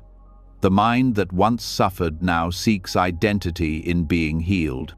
This next turning asks a deeper question. What happens when even the desire to be free becomes another form of bondage? The answer lies ahead, in the understanding of the subtle ego within suffering, where even the pursuit of healing must finally be let go. When emotional alchemy matures, the heart becomes lighter and awareness begins to taste freedom. But here, at the very edge of awakening, a quieter illusion hides in plain sight. It is subtle, refined, almost noble. It wears the language of healing, the posture of spirituality, and the smile of serenity. Yet beneath it lies the same ancient root, the ego. The difference is that now, it no longer claims identity through pain. It claims identity through the desire to escape it. This is the subtle ego in suffering, the self that wants to be free so badly that it turns freedom itself into another possession. It begins softly. You start to notice progress in your path, calmer reactions, deeper insight, more peace than before. But the mind, conditioned to measure and achieve, turns these shifts into milestones. It begins to whisper, I am healing, I am awakening, I am evolving. The old I that once said I am broken now says I am spiritual. The costume changes, but the actor remains. This is the hidden trap of transformation, turning growth into another story of self. The ego survives, by comparison. When pain defined it, it compared suffering. When healing defines it, it compares peace. I am calmer than I was before. I am more aware than they are. I no longer get triggered. These sentences sound harmless, even encouraging, but each one secretly reinforces a sense of me at the center. And as long as the me is there, suffering has a seed to return to. Because the ego's nature is to grasp, it doesn't matter whether it grasps for wealth, status, or enlightenment. The structure is the same: identification with experience. The Buddha called this the subtlest form of craving, the craving for non-existence. It's the hidden desire to transcend suffering by annihilating the self that suffers. But wanting to get rid of suffering is still desire. And desire, however noble, strengthens the illusion of separation, the one who suffers versus the one who seeks to end suffering. In truth, there was never such division. Pain and awareness arise in the same field, like waves on one ocean. When the mind stops dividing them, both calm and turmoil lose their opposites. This doesn't mean you shouldn't wish to be free from suffering. It means freedom cannot be achieved through the will of the ego. The more you chase liberation as an object, the further it moves away. It's like trying to grab your reflection on the water. The harder you reach, the more it ripples. True release happens when the seeker dissolves along with the suffering. Then there's only awareness itself, silent, spacious, unowned. One of the most deceptive traps in healing is attachment to progress. You start monitoring your inner life like a performance. You judge whether you were mindful enough today, whether your meditation was deep enough, whether your reactions were spiritual enough. This constant evaluation turns presence into a scoreboard. You start chasing the perfect version of yourself, healed, wise, unshakable. But this perfection is fantasy. Awareness doesn't need you to be perfect, it needs you to be present. Progress happens naturally when you stop measuring it. Healing becomes attachment when it's used to prove worth. The ego loves subtle superiority, being the one who gets it, who's more conscious than others. Spiritual identity is still identity. The words may change, but the function is the same. To make the self feel safe through definition. Real growth feels lighter because it doesn't cling to definitions at all. You stop needing to be someone, even someone awakened. Another layer of this subtle ego is the fixation on control disguised as healing. You start believing that if you meditate enough, eat perfectly, or think positively, pain will never touch you again. This belief turns spiritual practice into armor. But life does not serve comfort, it serves evolution. Pain still comes, not to punish, but to keep you real. When you see this, you realize that true freedom is not control over experience, it's openness to all of it. At the root of the subtle ego lies fear, the fear of disappearing. The self, sensing its dissolving edges, clings even harder to identity through spirituality. It says, I am the witness, I am consciousness, I am awareness. But even these statements can become traps if clung to as concepts. The awareness you truly are doesn't need to name itself. The moment you claim awareness as mine, you've already created a distance. Pure awareness has no owner. It's not something you become, it's what remains when becoming ends. Mindfulness practice helps reveal this pattern. When you observe the mind closely, you see how it subtly claims every experience. It says, I did this, I achieved that, I failed here. Even in meditation, it comments, I was so peaceful, I lost focus. I need to go deeper. The noticing of these thoughts is key. Every time you see the ego reaching for ownership, awareness expands. The act of seeing without judgment begins to dissolve the grasp itself. You don't fight the ego, you illuminate it. Light naturally erases shadows. The ego also hides behind language of healing words like letting go, forgiveness, and alignment. These are beautiful when authentic, but when used as decoration, they become spiritual avoidance. You can say, I've let that go 1,000 times, and still carry resentment quietly in your chest. The difference lies in embodiment. Real healing doesn't need to be announced. It shows itself through gentleness, through the absence of inner tension, through your ability to meet life as it is. This subtle ego also expresses itself through the obsession with constant positivity. The idea that spirituality means always being calm, grateful, or joyful is another disguise for rejection of truth. Life includes darkness. Trying to avoid it in the name of high vibration is the ego's way of staying safe. Awareness that includes both light and shadow is true wholeness. You can only transform what you're willing to see. Pretending to be enlightened is the fastest way to stay asleep. True humility arises when you recognize how the ego infiltrates even your purest intentions. It's humbling to realize that the desire for peace can become a form of greed. Yet this humility is liberation itself.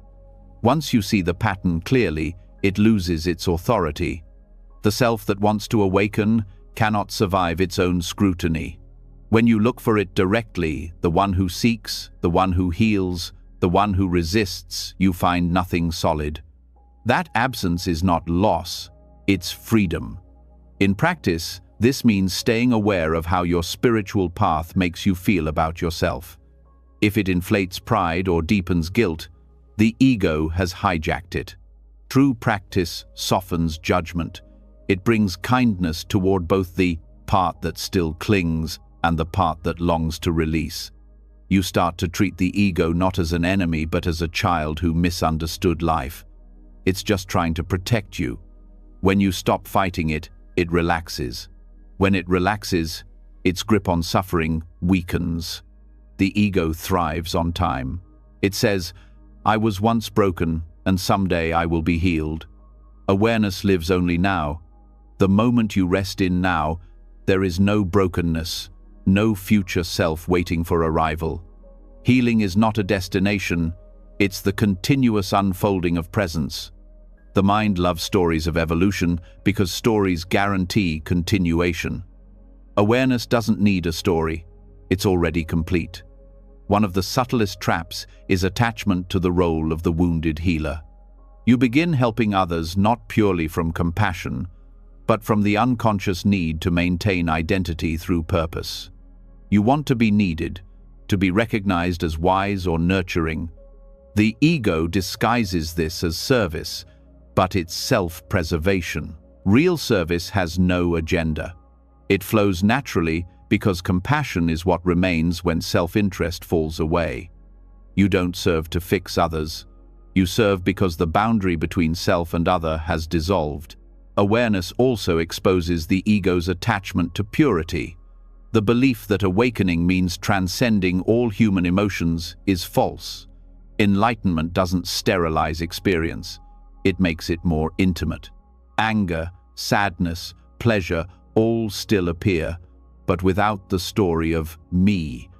When the ego clings to purity, it judges itself harshly for any trace of shadow. This leads to repression and guilt disguised as discipline. True spirituality is messy, honest, alive. It's not about escaping humanity, it's about embodying it consciously. Even meditation can feed the subtle ego when used to escape discomfort. Sitting quietly becomes a way to control the mind rather than to know it. You start expecting every session to bring peace, and when it doesn't, frustration arises. The ego says, "I should be beyond this." But awareness replies, "Who is this I that should be beyond anything?" That question cuts through illusion instantly. Meditation, when practiced correctly, is not about achieving stillness, but about meeting what's already present, restlessness included. In deep introspection, you'll find that the ego's favorite fuel is judgment, even self-judgment for having ego. You start to think, "I shouldn't have these thoughts anymore," or "I'm failing at awareness." This meta-judgment creates endless loops of self-critique. The way out is radical acceptance. You simply notice, judgment is here, and let it be seen. When the light of observation touches it, the judgment collapses. Awareness does not judge, it simply knows. Another layer of the subtle ego is the attachment to being the observer. After awakening to awareness, some people begin to identify with the witness.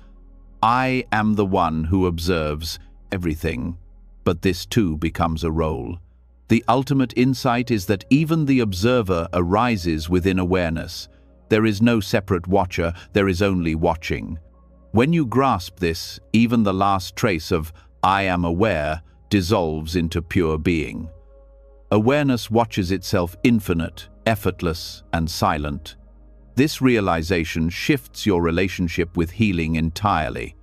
You no longer see healing as something to accomplish, you see it as something that happens naturally when you stop interfering. Just as a cut heals when left clean and untouched, the psyche heals when awareness stops manipulating it. The ego heals by realizing it was never broken, only misidentified. What it thought it needed to fix was already whole underneath. Paradoxically, the more you accept that suffering may never fully disappear, the lighter life feels. When you stop demanding constant bliss, peace arrives quietly. The acceptance of imperfection is the ultimate perfection. You stop asking, "When will I be free from pain?" and begin to notice, freedom is here, even with pain. The ego cannot comprehend this because it sees liberation as an event. Awareness knows it as the nature of every moment. Practically, this means meeting each experience without agenda. When discomfort arises, don't use practice to remove it. Use it to know it. When joy arises, don't cling to it. Let it flow. Each moment becomes a mirror showing where the ego still hides. Gratitude replaces striving. You no longer meditate to escape life, you meditate to embrace it. Healing stops being a goal and becomes a side effect of honesty. In relationships, this understanding softens everything. You stop trying to fix others or make them see the light. You respect their process as part of the same unfolding consciousness. You realize that your peace doesn't depend on their awakening. This humility dissolves superiority and creates genuine connection. Love becomes less possessive, more open, a silent recognition of unity rather than a performance of care. The subtle ego also hides in spiritual disappointment, the feeling of failure when enlightenment doesn't arrive as expected. You may think, "I've practiced for years. Why do I still suffer?" But the question itself is the ego's voice. It measures progress as if awakening were a product. Awareness doesn't accumulate, it unveils. Each moment of sincerity is already awakening in action. The rest is the ego's impatience for results. Eventually, you start to laugh at the entire play, the seeker, the search, the frustration, the breakthroughs. You see that it was always awareness experiencing itself in different disguises. Laughter here is sacred. It's the release of cosmic irony. The ego's effort to dissolve itself is like a wave trying to stop being water. When you see this, striving ends naturally. What remains is simplicity, being as you are. At this point, practice becomes effortless. You no longer meditate to become peaceful. Meditation is what peace does when left alone. You no longer heal to achieve wholeness. Healing is what wholeness expresses as it remembers itself. The ego may still arise, but it's transparent, like a shadow dancing on sunlight. It's seen, but it no longer defines. Freedom, then, is not the death of the ego, but its integration. The self remains as a functional tool, a name, a story, a way to navigate the world, but not as truth. You can use it without believing in it. It becomes light, playful, useful. You no longer need to destroy it. You simply stop mistaking it for who you are. And from this effortless clarity, the next lesson unfolds naturally: how to extend this freedom outward without exhaustion. Because when the ego no longer clings, compassion flows without fear of depletion. The next step of wisdom explores how to sustain boundless compassion without burnout, the art of giving without losing yourself, of feeling everything without drowning in it. When the ego loosens its grip, the heart naturally begins to expand. Compassion arises not as effort, but as a quiet, effortless knowing that all beings move through the same tides of pain and joy. But even this radiant openness holds its challenge. The more deeply one feels, the easier it is to become drained by the world's suffering. The sensitive mind begins to absorb everything: the grief of others, the noise of injustice, the endless ache of empathy. This is where compassion, if misunderstood, becomes exhaustion.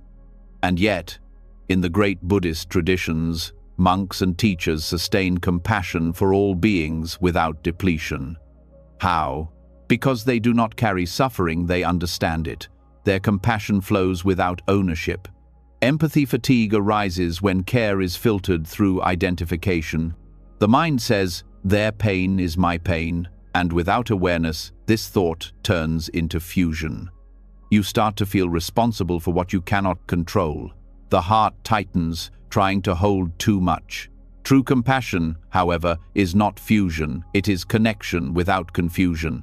It allows you to feel with others, not as them. This distinction is vital.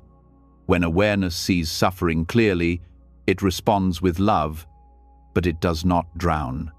In Buddhist psychology, this difference is explained through two qualities: empathy, karuna, upanisaya, and compassion, karuna. Empathy senses another's pain.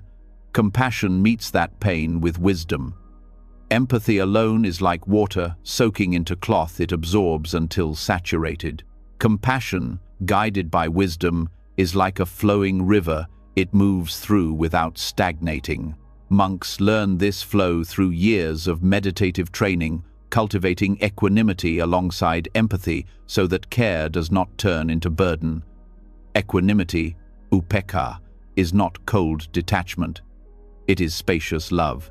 It sees the truth of interconnection without clinging to outcomes. When a monk sits beside a dying person, he does not resist the inevitability of death. He honors it with presence. Because he accepts impermanence, his compassion remains clear. There is sorrow, but no despair. Suffering is seen as part of the natural cycle of birth and decay, not a mistake, but an expression of life's unfolding. This insight protects the heart from burnout. The first step in moving beyond empathy fatigue is to understand that you cannot heal another by suffering with them. Pain does not cancel pain. Awareness does. When you enter another's grief with clarity, your calmness becomes medicine. People do not heal because you hurt with them. They heal because your peace reminds them of their own. This is what monks embody: a stable field of presence where others can rest. Compassion must be rooted in balance between feeling and wisdom. Too much feeling without clarity leads to overwhelm. Too much detachment without feeling becomes indifference. The middle way is neither drowning in emotion nor avoiding it. It is standing in the open field of awareness where emotion passes through freely. This balance is not achieved through control but through training. Meditation strengthens the capacity to hold energy without tightening. It teaches the nervous system to relax even while feeling deeply. When monks meditate on compassion, they often use metta bhavana, or loving kindness meditation. They begin by generating kindness toward themselves, then gradually extend it outward to a loved one, a neutral person, a difficult person, and finally to all beings. This expansion trains the heart to feel love without boundaries, dissolving the bias that compassion should be reserved for the few. The key is that compassion starts inward. Without self-compassion, empathy collapses. If you cannot hold your own pain kindly, you will be crushed by the pain of others. Self-compassion is not indulgence. It's the recognition that your suffering, too, belongs to the circle of care. Many people exhaust themselves because they give what they refuse to receive. They offer understanding to others while silently judging themselves. The heart then becomes divided, generous outwardly, but barren inwardly. Monks understand that to serve others, one must first sustain the inner flame. Self-care in Buddhism is not selfishness, it's maintenance of clarity. A crucial aspect of boundless compassion is perspective. Compassion without perspective feels personal and heavy. Compassion with perspective feels vast and light. When you view suffering through the lens of karma and impermanence, it stops being tragedy and becomes process. You see that pain is not punishment, but consequence. It's how life balances itself. When you meet someone suffering from this understanding, you no longer pity them, you respect their path. You support without taking ownership of their journey. Empathy fatigue also arises from a hidden expectation, the unconscious belief that your compassion should fix others. When outcomes fail to match that expectation, frustration grows. True compassion does not aim to fix. It simply shines presence into darkness. The Buddha served countless beings, yet never claimed to save anyone. He offered the path, not salvation. In the same way, your role is to be a mirror, not a rescuer. When you release the need to fix, compassion becomes endless because it flows without resistance. This approach redefines boundaries. Many equate compassion with saying yes to everyone, but wise compassion includes saying no when needed. A monk may refuse to participate in harm or enable destructive behavior, not from coldness, but from clarity. Compassion sees that indulging ignorance is not kindness. Setting boundaries preserves energy for service that truly helps. In this way, compassion and discernment walk together. The physiology of compassion also explains why burnout happens. Empathy activates the same brain regions that respond to personal pain, the anterior insular and anterior cingulate cortex. Without mindfulness, repeated exposure leads to fatigue.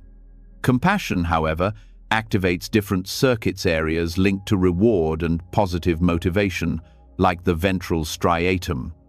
This means compassion, unlike empathy, energizes rather than drains. The difference lies in perception. Empathy feels pain as mine, compassion sees it as ours. In Buddhist practice, compassion is supported by three pillars: wisdom, equanimity, and joy in giving.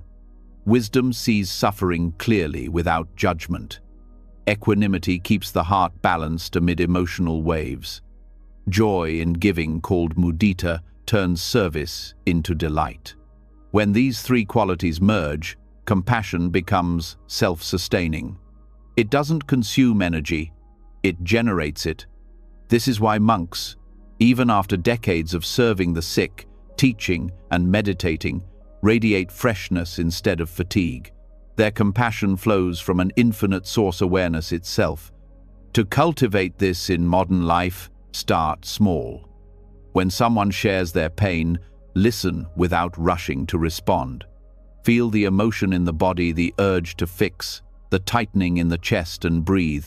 Let awareness witness both your reaction and their words. By staying grounded in your own presence, you prevent emotional contagion. Then, speak or act only from calmness, not compulsion. Compassion guided by clarity restores energy instead of depleting it. One of the silent killers of compassion is guilt. Many people feel guilty for not doing enough, for needing rest, for saying no. But guilt is just another form of ego. It says, I should be more than human. Monks release guilt through acceptance of limits. They serve fully when the body allows, and rest when it doesn't. They see no separation between stillness and service, because both are expressions of awareness. You don't need to burn to give light. The sun shines effortlessly because it simply is. Another misunderstanding is that compassion requires emotional pain. Feeling empathy does not mean suffering alongside others. Compassion feels deeply, but remains anchored in peace. When you suffer with someone, you add to the collective pain. When you remain peaceful in the face of their suffering, you offer stability. Peace, not pain, is the highest form of empathy. This shift from sympathetic pain to compassionate presence is the essence of Buddhist emotional intelligence. The monks also practice non-attachment to outcome. They plant seeds through service and teaching, but let go of when or how they bloom. This protects the heart from despair. When you attach compassion to results, you create a timeline for disappointment. When you act from love without needing control, the act itself is complete. Compassion fulfilled in its giving asks for nothing in return. Regular meditation replenishes the reservoir of compassion. Stillness is not withdrawal, it's maintenance. After long hours of service, monks return to silence to release emotional residue. The practice is like cleaning a vessel so that water remains clear. For lay people, this means setting boundaries around solitude. Rest is not laziness, it's preparation for deeper presence. Without silence, even noble service turns mechanical. Another principle that sustains compassion is non-personal awareness. When you see yourself and others as expressions of the same consciousness, giving and receiving merge, you no longer feel like a separate person sacrificing for another. You are life helping itself. This perception dissolves the root of exhaustion, the sense of a me who must hold everything. When the self disappears, energy flows effortlessly because it's no longer divided. Compassion also requires trust in the unfolding of life. You may not always see the fruits of your care, but trust that every act of kindness ripples beyond measure. Even a small gesture can plant seeds in unseen soil. The mind wants proof. The heart simply gives. Trust removes the burden of control and allows compassion to be joyful again. The Buddha described 4 immeasurables: loving, kindness, compassion, empathetic joy, and equanimity. These are called immeasurable because they expand without end. Each supports the other. Kindness opens the heart. Compassion feels the suffering of others. Joy delights in their happiness, and equanimity maintains balance. Practicing all 4 prevents compassion from turning into fatigue. You learn to feel deeply while staying light. In daily life, practice begins with awareness of small interactions.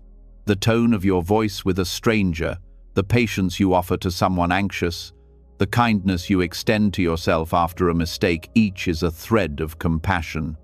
When these moments are lived consciously, compassion becomes your natural state rather than a moral effort. You don't try to be kind, you simply stop being distracted from kindness. Boundless compassion doesn't mean endless doing. It means endless being. You serve because the heart cannot do otherwise, not because you feel obligated. When compassion flows naturally, fatigue disappears because there is no self claiming the effort. The body may tire, but the heart remains luminous. You give, rest, and give again, not from depletion but from abundance. Even suffering in the world begins to appear differently. Instead of being overwhelmed by its magnitude, you see it as the collective field of awakening. Every pain calls awareness to arise. Your role is not to erase all suffering, but to contribute light where you stand. Each act of genuine care strengthens the web of consciousness. Compassion then becomes not just an emotion, but a force, the pulse of evolution itself. In advanced practice, compassion transcends feeling and becomes presence itself. You don't think, "I should be compassionate." The distinction between giver and receiver fades. A monk tending to a sick person feels the same awareness in both bodies. That recognition is liberation in action. The heart that has no center cannot burn out, because it no longer holds a border to defend. For modern practitioners, cultivating this depth requires consistent reflection. Ask yourself daily, is my compassion coming from love or fear, from fullness or lack, from awareness or identity? Each honest answer refines your motivation. Compassion purified of self-interest becomes inexhaustible. Over time, compassion transforms into joy. You begin to love, not despite pain, but through it. The world's suffering becomes a call to intimacy, not despair. You see beauty even in imperfection, because compassion reveals unity beneath diversity. It's not about fixing the broken, it's about recognizing that nothing was ever separate. And as this understanding deepens, a new strength appears, a kind of serene resilience. You can face the darkest aspects of humanity without losing faith in goodness. You can sit with grief without drowning. You can love the unlovable without condition. This is the mark of boundless compassion. It holds everything without fear. From here, the path opens into even deeper territory, the recognition that all pain, whether personal or collective, arises from the same source of identification. The next turning explores this mirror more closely, how relationships and conflict reveal our own unhealed attachments, and how, through awareness, even the pain reflected by others becomes a tool for awakening rather than another source of suffering. When compassion matures into boundless clarity, a subtle awareness begins to dawn. You start to see that most of the suffering you once tried to heal or transcend was not born from the pain itself, but from the story built around it. Beneath every emotion, behind every heartbreak or disappointment, runs an inner monologue, a voice that explains, defends, judges, and remembers. It never stops. It speaks softly when you are still and screams when life grows, uncertain. This is the storyteller within the narrator who keeps pain alive long after the moment has passed. The body feels pain once. The mind tells it 1,000 times. That is the essence of cyclical suffering. An event happens, a feeling arises, and then the voice begins to weave meaning. Why it happened, what it says about you, what it means for the future. The mind writes a script faster than you can breathe. Soon the emotion that was meant to move through you becomes trapped in the story about it. You don't suffer from the memory itself, you suffer from the commentary that never ends. This inner storyteller believes it protects you. It tries to make sense of pain to prevent it from repeating. But the mechanism is flawed. The mind cannot stop repeating what it's still trying to understand. So it replays scenes like a film stuck on loop, rehearsing, analyzing, comparing, predicting. It wants closure, but creates continuation. This is why trauma echoes for years, even when the body has healed. The wound has closed, but the narrator keeps retelling the injury. Silence breaks this cycle. Not silence as repression, but the silence that arrives when you stop believing every thought. In that stillness, the storyteller loses its audience. Without attention, the voice fades, and what remains is pure awareness, simple, present, and unburdened by narrative. Monks describe this silence as noble quiet, a state where experience exists without explanation. Pain still arises, but it no longer carries history. It comes as sensation, then dissolves. The storyteller is an evolutionary tool turned against itself. Early humans needed it for survival, to remember danger, to anticipate threats. But in a mind obsessed with control, this function runs wild. The same capacity that helped our ancestors avoid harm now invents harm in imagination. You relive arguments, regret choices, anticipate disasters. The body doesn't know the difference. It reacts to imagined pain as if it were real. Stress hormones surge, muscles tense, and your nervous system lives in a constant state of emergency. The story becomes your prison. To see the storyteller clearly, you must begin to listen consciously. Not to obey, but to observe. Watch how the mind narrates your day, how it labels, criticizes, and predicts. He ignored me. I always mess this up. Things never go right for me. These phrases seem harmless, but they form the foundation of identity. Each repetition etches grooves in the brain, reinforcing emotional patterns. This is how suffering becomes personality. You are not born anxious or unworthy. You become that through storytelling. Neuroscience confirms this. The default mode network, the brain's narrative center, activates when the mind is not engaged in present activity. It stitches together past and future to maintain a sense of self. Meditation quiets this network, which is why moments of deep stillness feel free of identity. The self is a story told so often that it starts to sound like fact. When the voice grows quiet, the self dissolves into presence, the space where pain cannot take root because there is no one to claim it. Awareness exposes the storyteller's tricks. Notice how it turns small discomforts into personal tragedies. A stranger's look becomes proof of rejection. A delay becomes evidence of failure. The storyteller thrives on interpretation because interpretation gives it power. Once you see this, you begin to meet life directly instead of through narrative. A feeling arises, you feel it, and then it passes. There is no replay, no label, no internal courtroom where you are both defendant and judge. Buddhist teachers call this dropping the second arrow. The first arrow is the event, the inevitable pain of life. The second arrow is the story the mind creates afterward. Why me? This always happens. It's unfair. The second arrow wounds deeper than the first because it continues long after the moment ends. Awareness disarms the second arrow by refusing to pick it up. To practice this, begin by pausing between thought and reaction. When a painful memory surfaces, instead of following its narrative, bring attention to the physical sensation that accompanies it. Feel the body's response, tightness, heat, pressure. Stay with that. The body lives in the present. The story lives in time. As attention shifts from thought to sensation, the narrative loses energy.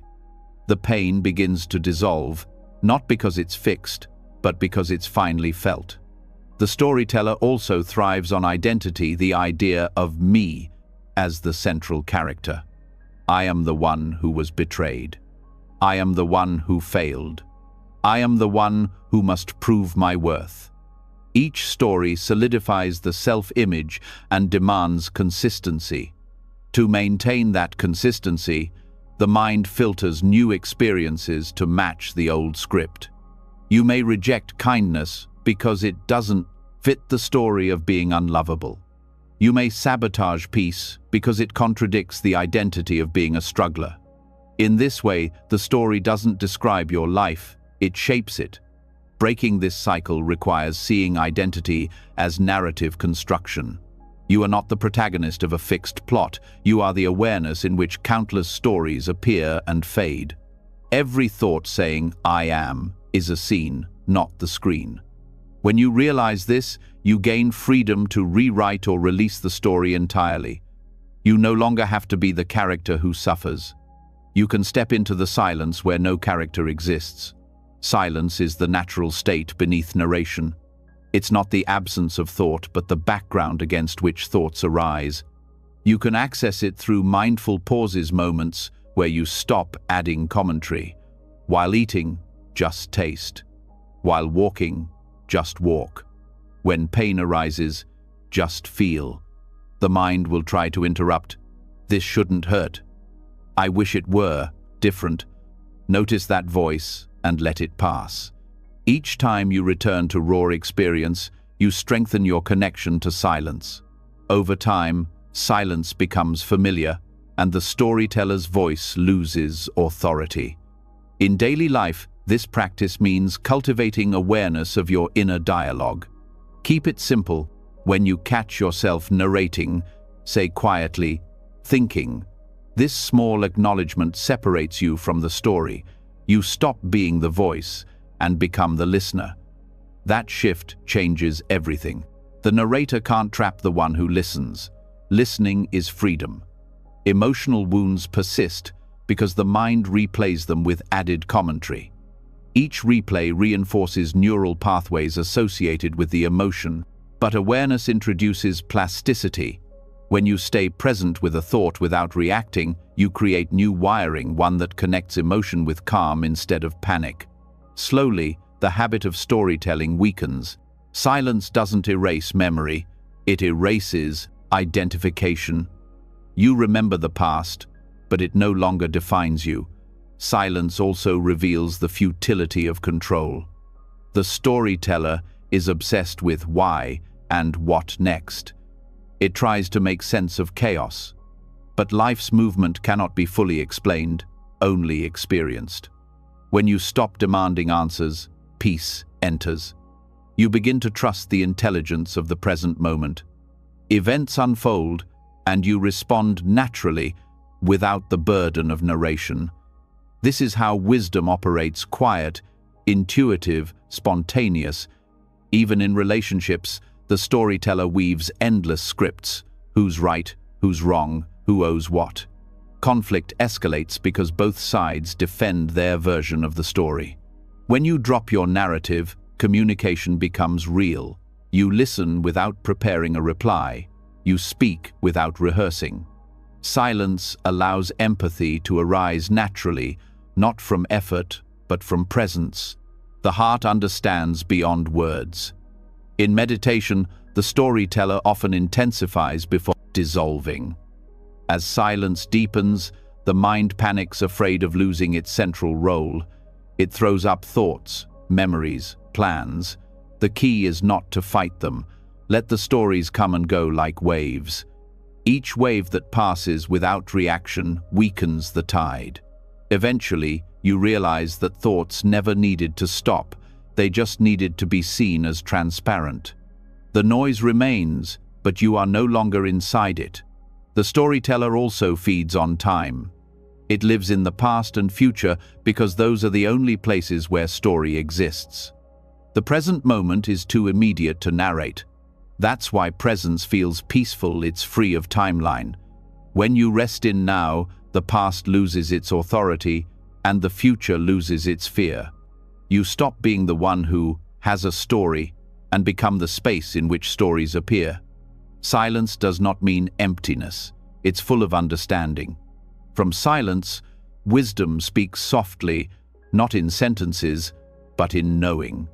You may find that what once felt complex now feels simple. Problems dissolve, not because they're solved, but because they lose importance. The storyteller creates drama. Silence reveals proportion. Life remains vivid, but lighter. Another aspect of inner narration is self-criticism, the harsh voice that judges every move. It says, "You're not good enough. You should have known better. You've failed again." This voice keeps pain alive by turning it inward. Awareness transforms it by listening without defense. When you meet that inner critic with compassion instead of argument, it softens. The critic, like all stories, wants to be seen. Once acknowledged, it dissolves into quiet understanding. The habit of storytelling often hides deeper emotions. Sometimes the voice is loud because silence would expose sadness or fear. The narrative becomes a shield against vulnerability. But when you sit quietly and let silence come, those buried feelings surface. This is not regression, it's release. Feeling them fully allows them to pass, and the need for constant narration fades. Silence becomes comfort instead of threat. In community life, shared stories bind people together, but can also trap them collectively. Cultural pain, inherited trauma, and generational grievances persist because the stories remain unexamined. Awareness can heal not only personal suffering but collective suffering by bringing stillness into shared spaces. When groups meditate together or simply stay present without defending their narratives, compassion naturally expands. The silence between words becomes the space where understanding grows. Living from silence doesn't mean rejecting thought. Thought is a tool. Suffering comes from mistaking it for truth. You still plan, remember, and reflect, but without identification. The voice speaks, and you choose what serves. The rest falls away. This selective attention is mastery, the ability to use thought without being used by it. Over time, you may notice that silence speaks a different language, one of intuition. Decisions arise spontaneously, guided by a deeper intelligence. This is not the voice of the storyteller, but the rhythm of awareness itself. It doesn't explain, it moves. When you follow it, life unfolds with less friction. Things align not because you planned them, but because you stopped interfering. There's also humility in silence. When you stop narrating, you stop claiming ownership over life.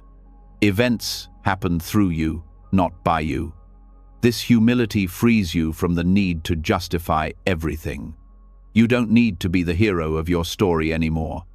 You become part of a larger story that needs no narrator, the story of life itself. The transition from storytelling to silence is gradual. You may still catch the voice constructing meaning, but now you recognize it as habit, not truth. Each recognition shortens its lifespan. With practice, the voice grows gentler, eventually turning into background noise that doesn't disturb the peace underneath. The less you fight it, the faster it fades. Silence, once feared as emptiness, becomes fullness.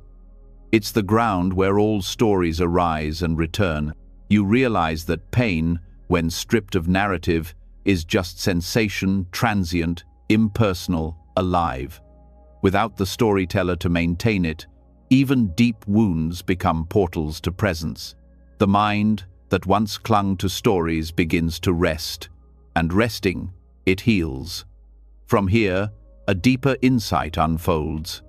Once silence is trusted, awareness begins to perceive not just the absence of story, but the impermanence of everything, how even pain and joy arise and vanish within the same stillness. This understanding leads naturally into the next realization, that liberation is not found in controlling experience, but in recognizing its fleeting nature, the wisdom of impermanence, where pain ends the moment we stop believing it can last forever. When silence deepens, perception shifts in a way that words can barely touch. The stories fade, the noise quiets, and something extraordinary begins to unfold. The direct awareness that everything you feel, every pulse of emotion, every flicker of thought, every ache in the body is in constant motion. Nothing stays. Even pain, which once felt like an immovable mountain, begins to show cracks of change. The heat cools, the tightness loosens, the memory softens. This is the gateway to temporal liberation, the understanding that pain loses power the moment you see its impermanence, not as an idea, but as a lived reality. The Buddha called this truth anicca, impermanence. It's one of the three marks of existence, yet it's also the one most easily understood in theory and most deeply feared in experience. Everyone knows things change, but few truly feel it moment by moment. To experience impermanence is to stand in the flow of life and watch everything, joy, sorrow, body, identity, arise and dissolve with the same inevitability as waves returning to sea. You no longer cling to pleasure or resist pain because both are made of the same transient substance. Pain loses its sting when you stop believing it is permanent. The mind multiplies suffering by projecting duration by saying, "This will never end," or "I will always feel like this." In that projection, the momentary becomes eternal. Awareness frees you by breaking that illusion. When you attend closely to pain, you begin to see its texture changing, pressure shifting to throbbing, throbbing fading to warmth, warmth thinning to emptiness. Pain is not a solid wall, it is a moving pattern. The more clearly you see this, the less frightening it becomes. Understanding impermanence experientially is not an escape from pain, it's intimacy with it. You observe its nature directly until you realize that it never stays the same long enough to define you. The grief that crushed you one morning feels softer by evening. The anxiety that once held your breath loosens after a few minutes of awareness. The problem was never pain itself, but the belief in its endurance. When you stop fighting to make it end, you discover it was ending all along. The practice begins with observation. Sit with any sensation, pleasant or painful, and watch its birth, duration, and decay. Notice how even the hardest emotions pulse and shift. The mind says, "This hurts." But if you watch closely, you'll see micro moments where the intensity rises and falls. These fluctuations are the proof of impermanence. The body itself teaches the Dharma. The more precise your awareness, the more you see that pain is not one continuous thing but a stream of changing signals interpreted by the mind. Neuroscience supports this insight. Brain imaging shows that pain perception involves moment-to-moment processing, not a single unbroken signal.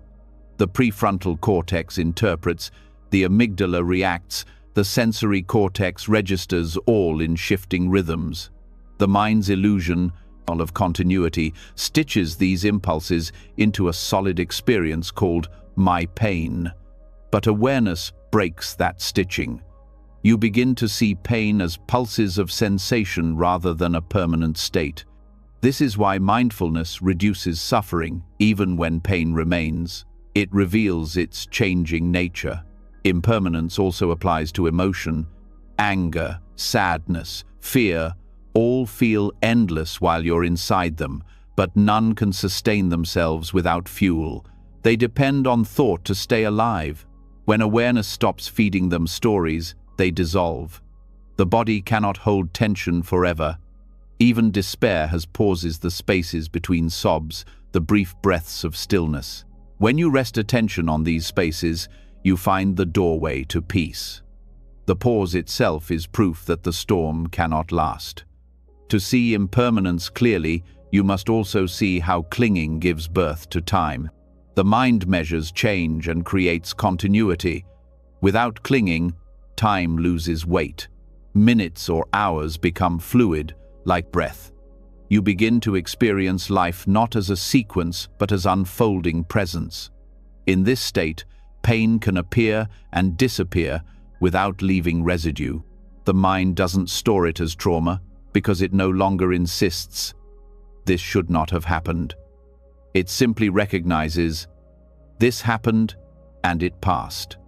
The greatest resistance to impermanence is fear of loss. The same mind that wants pain to end also wants pleasure to stay. It doesn't realize they are the same motion viewed from different sides. When you hold on to joy, you plant the seed of future grief. When you resist grief, you plant the seed of future craving. Understanding impermanence dissolves both. You start to meet joy without attachment and pain without aversion.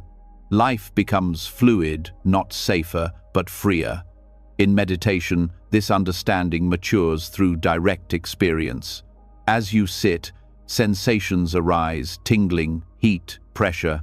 If you remain still, each one transforms on its own. Thoughts arise, peak, and vanish. Even the sense of "I am meditating" flickers in and out. This direct seeing is liberation from within time. You're not forcing change, you're watching change happen. The insight doesn't need belief, it needs attention. The recognition of impermanence also changes how you relate to others. You stop freezing people in your mind. You no longer say, "She is always like this," or "He will never change," because you see that nothing stays fixed. Every person, including you, is a field of constant transformation. This understanding breeds forgiveness. You forgive because you know that the person who hurt you no longer exists in the same form. The past itself is gone, only memory remains. Memory is another illusion of permanence. The mind replays events as if they're happening again, but what it replays is not reality, it's reconstruction. Neuroscientists call this reconsolidation. Each time you recall an event, the brain rebuilds it with slight alterations. Memory is fluid, not fixed. Knowing this loosens the grip of resentment and regret. You begin to see that the past can't imprison you because it never stops changing in the mind. Impermanence also reshapes the understanding of identity. The self feels stable only because memory and narrative create continuity.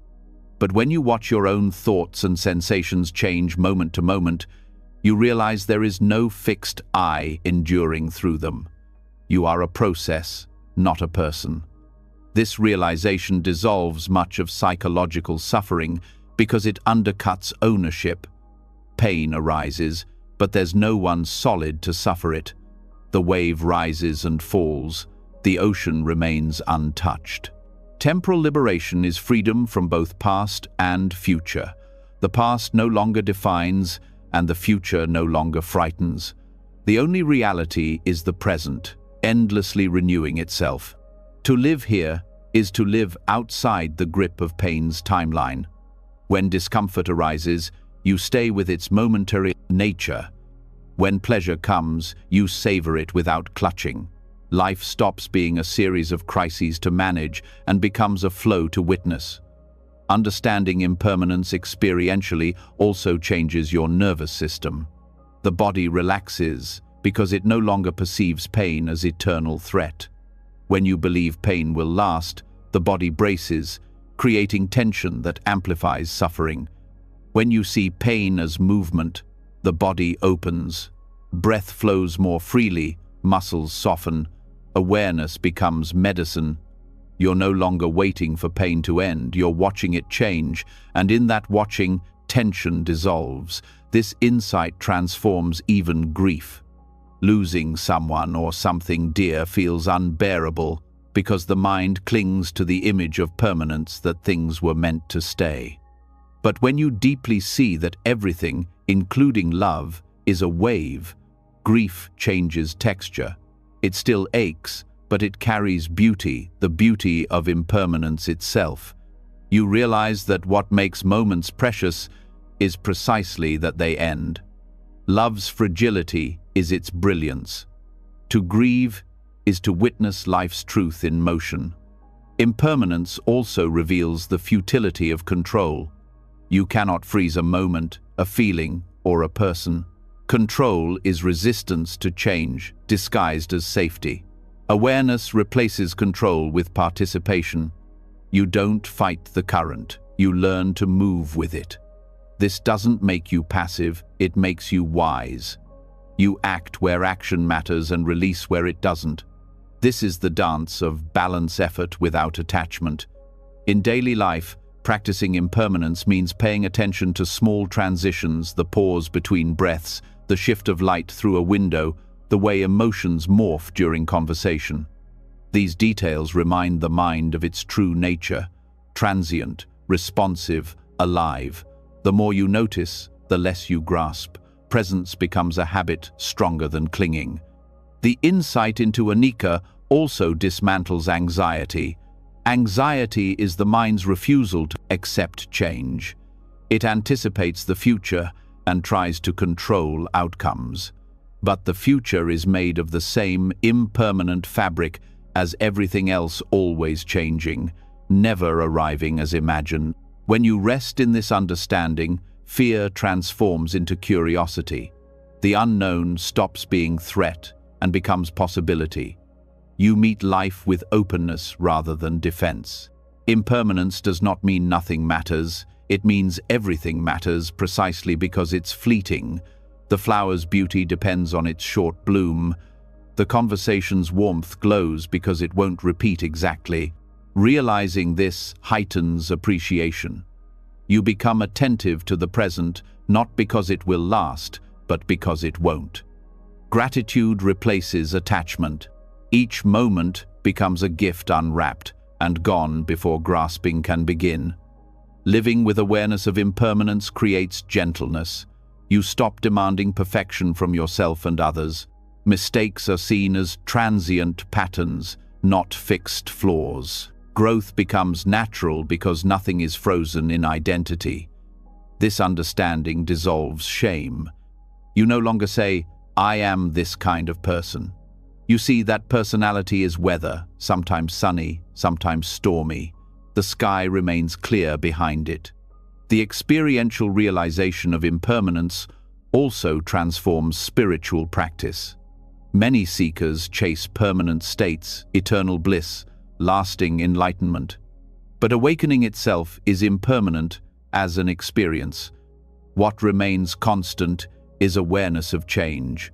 The wise stop chasing stability and rest in fluidity. They see that permanence was never the goal. Freedom from clinging was.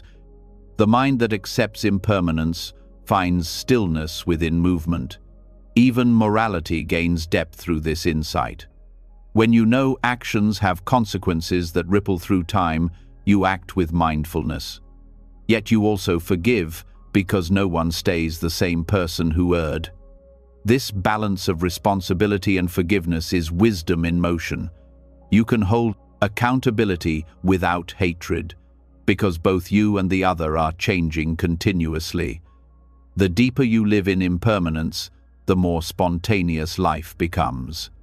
Decisions arise naturally, unclouded by the need for control. Joy becomes lighter because it's free from fear of ending. Even pain, when seen as process, carries a quiet beauty. It's the universe transforming through you. You begin to experience everything as movement within a greater flow. Impermanence also points toward compassion. Knowing that everyone is bound to change, you stop judging others based on moments. A person's anger, greed, or ignorance is seen as a temporary state. This perspective invites patience. Compassion grows not from superiority, but from shared understanding.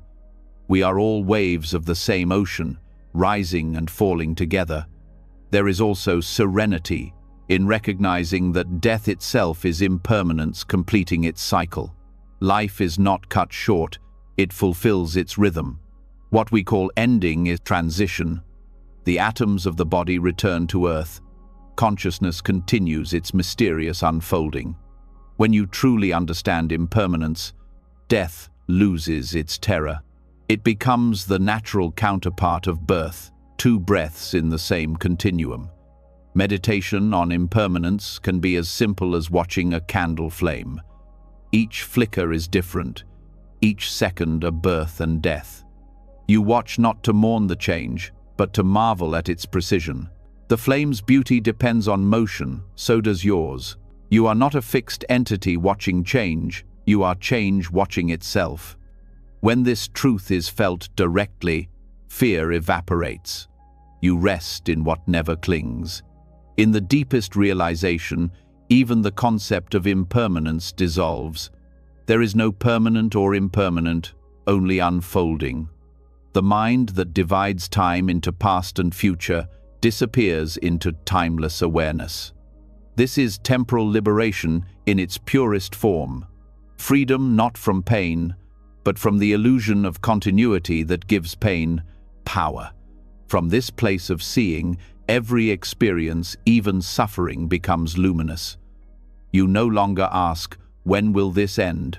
because the question itself has ended. What remains is direct participation in the eternal now, where change is not threat but grace. The river flows, the wind moves, and you move with it not as a traveler passing through time, but as time itself unfolding. As understanding deepens, awareness begins to perceive pain as teacher rather than enemy. Each wave of discomfort becomes a reminder of movement, a call to return to presence. The practice of observing impermanence continues naturally into the next exploration. Learning how physical pain itself, when met without resistance or narrative, becomes a silent teacher, revealing the path to peace, not through escape, but through complete surrender to what is. When the truth of impermanence sinks deep into your bones, a quiet shift occurs. You no longer see pain as an intruder to be banished, but as a messenger arriving with its own wisdom. In that recognition, the struggle softens. You begin to sense that pain, when stripped of story and resistance, has something profound to teach, not through words, but through presence. This is where the silent teacher appears. Physical pain, unadorned by mental commentary, revealing lessons the intellect could never grasp. Most people meet pain with defense. The body tenses, the breath shortens, the mind protests. This shouldn't be happening. But these reactions only deepen suffering. When pain is treated as an enemy, it grows louder, as if asking to be heard. Yet when awareness meets it directly, without aggression or pity, the relationship changes. The pain remains, but it stops being personal. It becomes sensation raw, immediate, alive. The body becomes both the field and the instructor. Pain teaches patience first. It moves at its own pace, immune to impatience. The more you fight, the longer it lingers. In meditation, when discomfort arises, an ache in the knee, a sting in the back, the practice is not to flee or force relief. It is to observe, to stay curious. What happens when you breathe into the pain instead of away from it? You begin to notice layers, the physical signal, the emotional reaction, the mental resistance. Beneath them, a quiet stillness waits. This stillness doesn't remove pain, but it transforms the way you experience it. The mind's commentary is what amplifies pain into suffering. The physical signal may last seconds. The mental story stretches it into days. This means something is wrong with me. It will get worse. I can't live like this. Each thought adds tension to the nervous system. Awareness breaks this loop by returning attention to direct sensation. Pain as felt experience is just vibration, pressure, temperature, constantly shifting. Pain as thought is endless. When you stay with sensation, you discover that even discomfort has rhythm. It pulses, expands, and fades. The lesson: nothing in the body is static. Chronic pain, in particular, becomes a profound teacher of presence. For those who live with it daily, escape seems impossible. Yet many long-term practitioners describe a transformation when they stop viewing pain as obstacle and begin treating it as meditation partner. Instead of asking, "How can I get rid of this?" they ask, "What can I learn from this?" Pain becomes a guide into the body's deepest layers, revealing areas of contraction, old emotion, and forgotten fear. The more awareness enters these places, the more they soften. Sometimes the pain lessens, sometimes it doesn't, but the suffering always decreases because resistance fades. This approach aligns with neuroscience. Studies show that mindfulness practice alters how the brain processes pain. The sensory areas still register it, but the emotional centers quiet down. This means pain is felt, but not dramatized. Awareness separates the raw signal from the emotional reaction, allowing calm coexistence. You begin to feel pain without being overwhelmed by it, a skill that transforms not just the experience of illness, but of life itself. Pain also teaches humility. It strips away pretense, reminding you that the body, no matter how disciplined, is fragile. It humbles the intellect that believes it can control everything. In humility, compassion grows. When you've met your own pain without flinching, you understand the pain of others in a deeper way.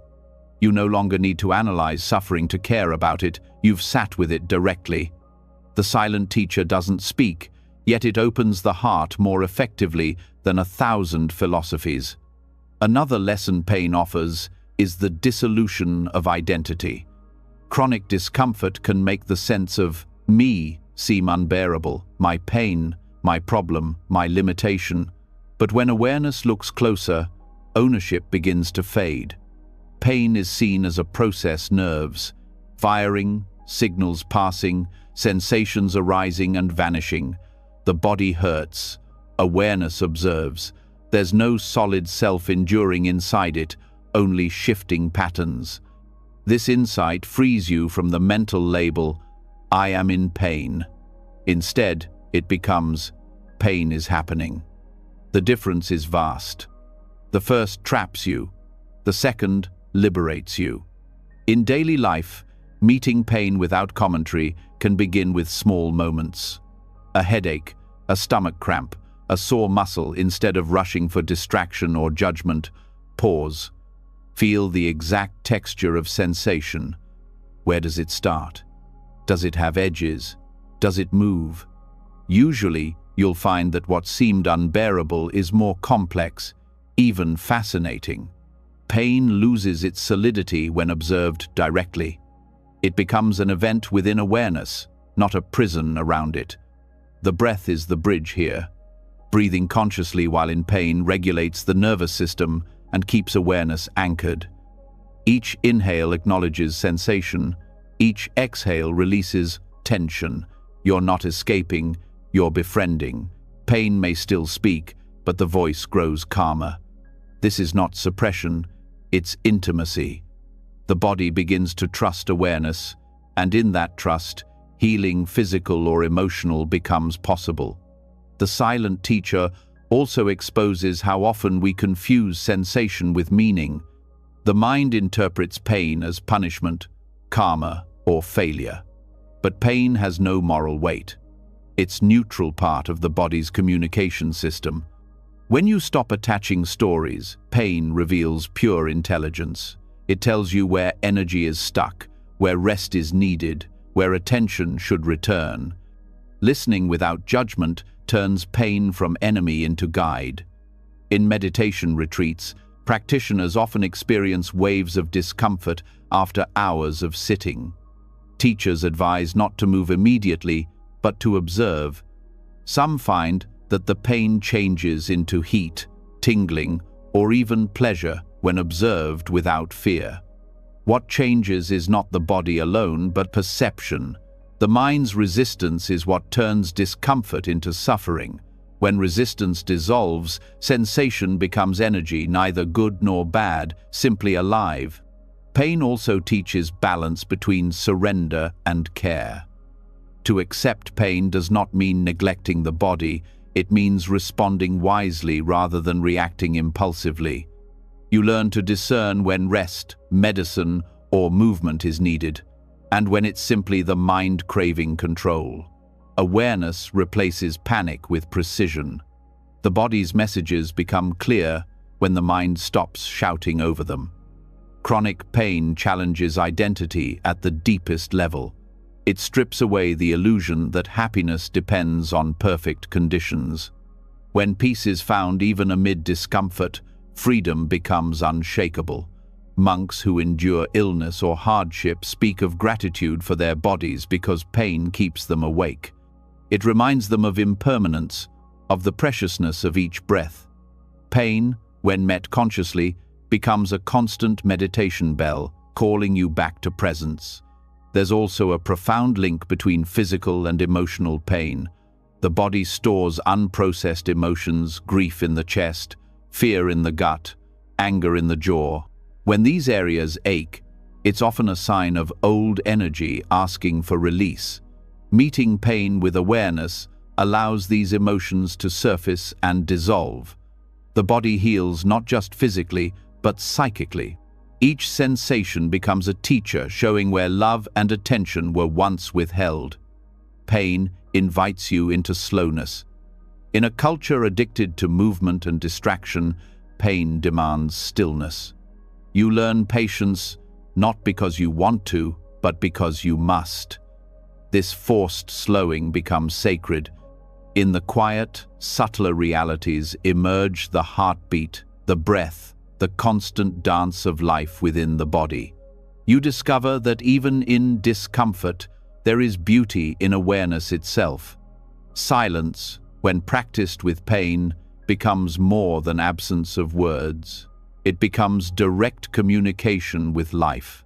Without commentary, you feel the body's intelligence guiding you. Pain sharpens, perception sounds become clearer, sensations more vivid. The boundary between observer and observed dissolves. What remains is experience unfolding without resistance. This is meditation in its rawest form. Pain also teaches impermanence in real time. As awareness stabilizes, you notice pain breaking apart into micro-moments arising, peaking, subsiding. You begin to trust that even the worst sensations are transient.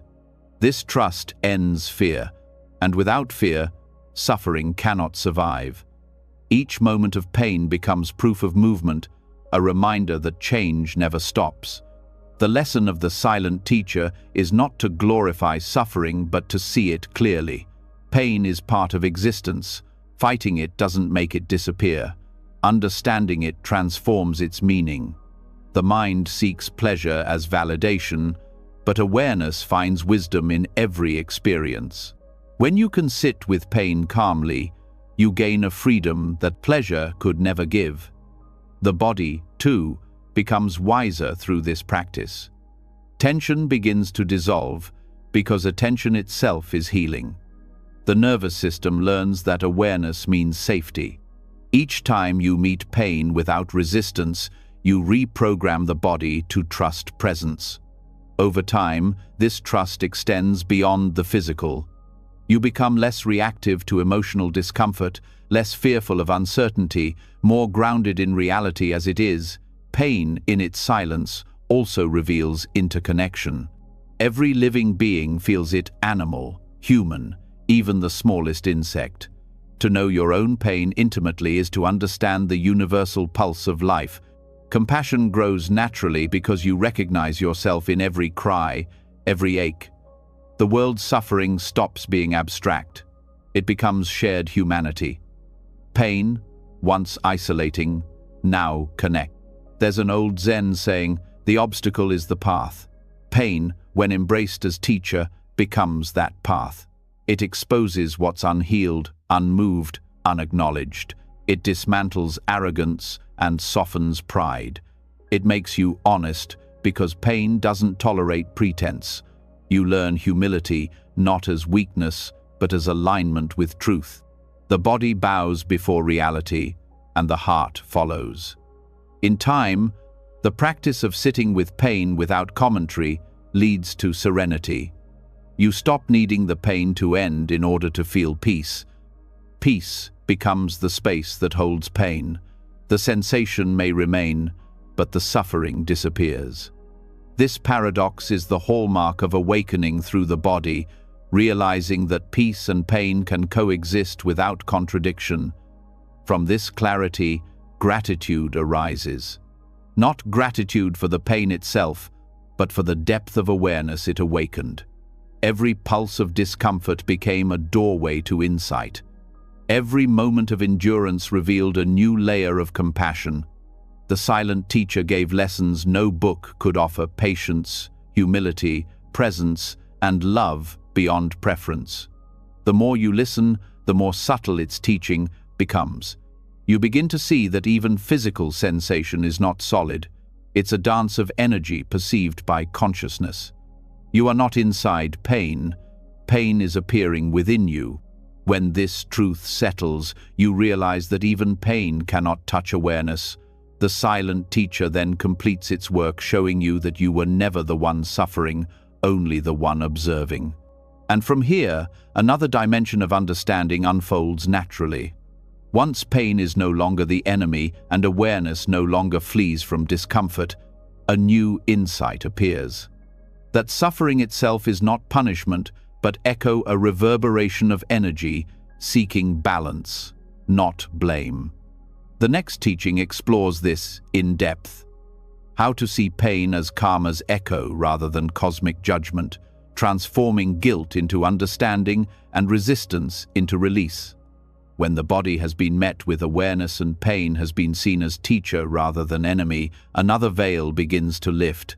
You start to wonder why certain kinds of suffering seem to repeat patterns that return in different forms, lessons that reappear until understood. Some call it coincidence, others fate.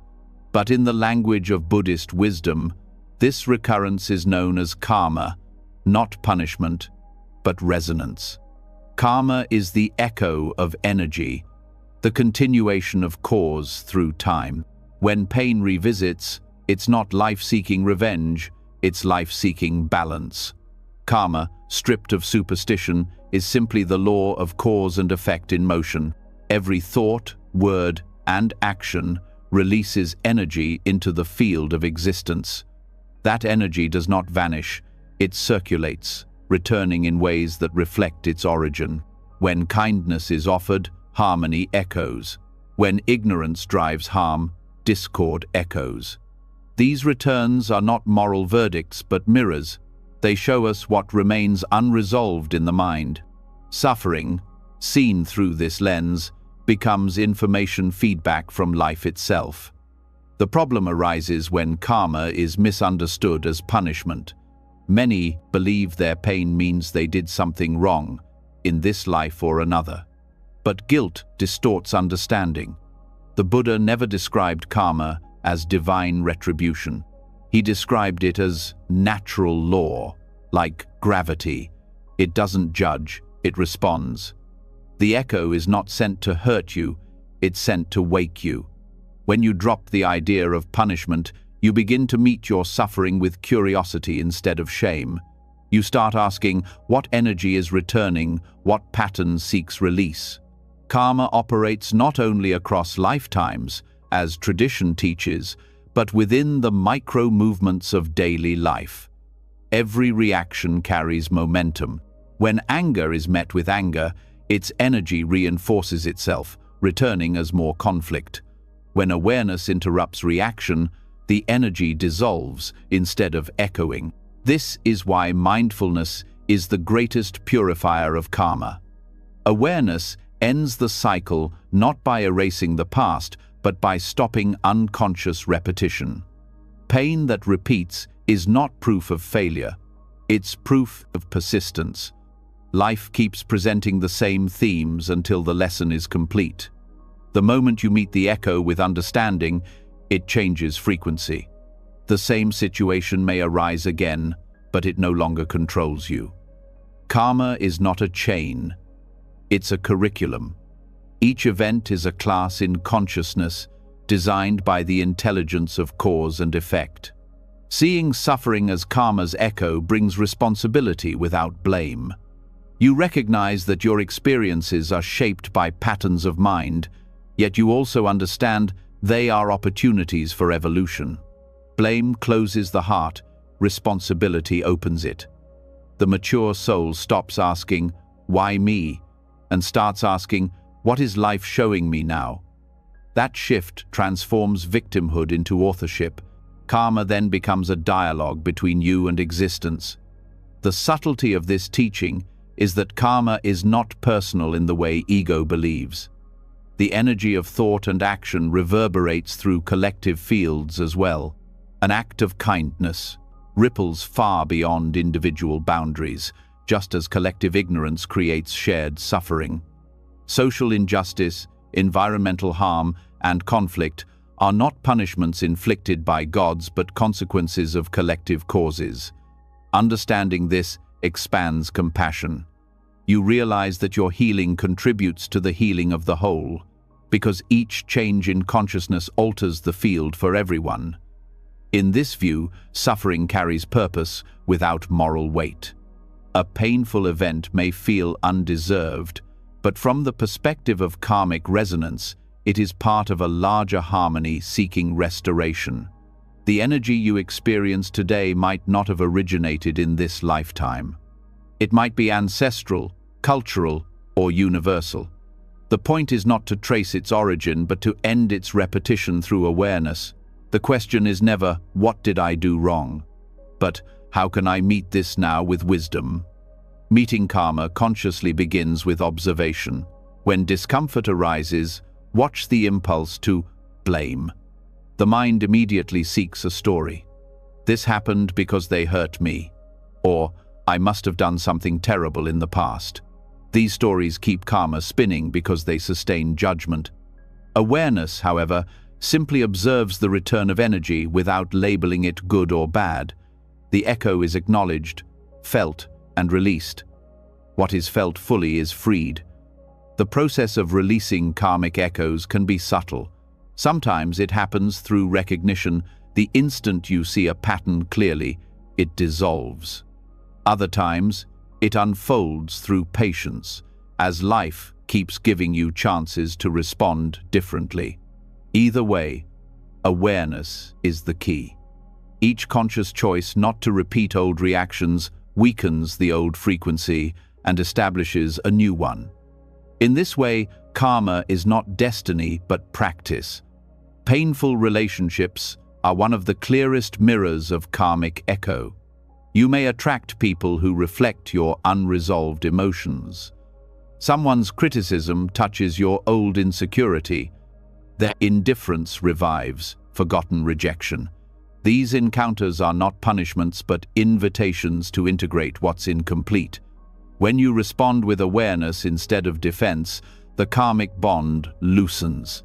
The relationship may change, or it may end, but either way the energy evolves. The lesson is learned when reaction is replaced by understanding.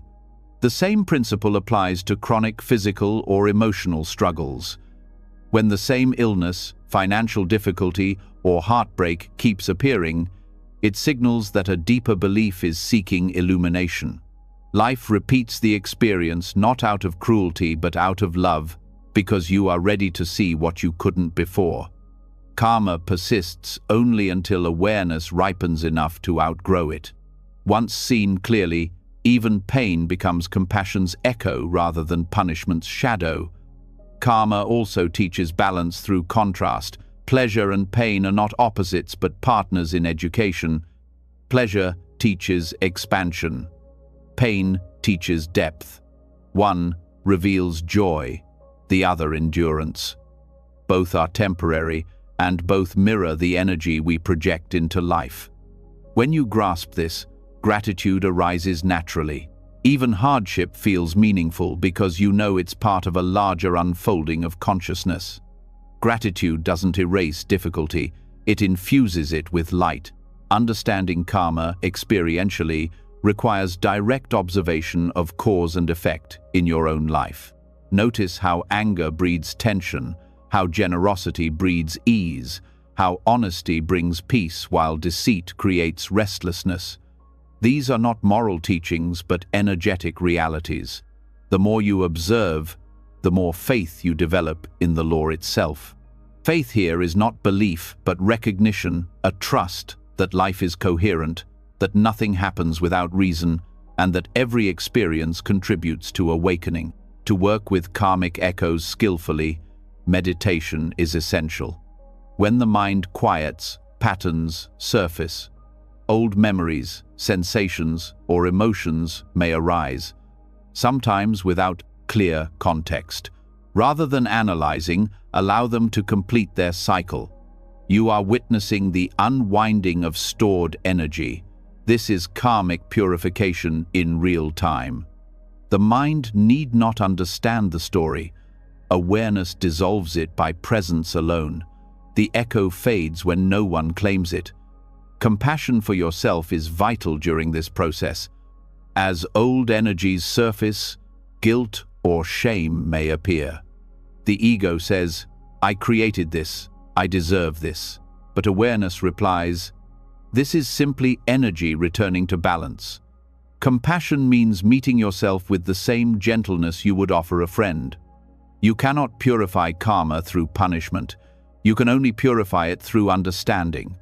Karma also unfolds collectively, and awareness of this broadens your sense of responsibility. Every thought of kindness contributes to collective peace. Every act of hostility contributes to collective pain. This awareness doesn't create pressure but empowerment. You realize that each choice matters. A single compassionate gesture can ripple through unseen networks, easing suffering far beyond your knowledge. Karma is not a ledger of guilt, it's a living ecosystem of consciousness. Another important understanding is that karma is dynamic, not fixed. The past influences the present, but the present can reshape the future. Every moment of awareness interrupts old cycles. Forgiveness, for instance, can dissolve generations of resentment. The echo stops, not by erasing the past, but by refusing to send another wave of the same vibration.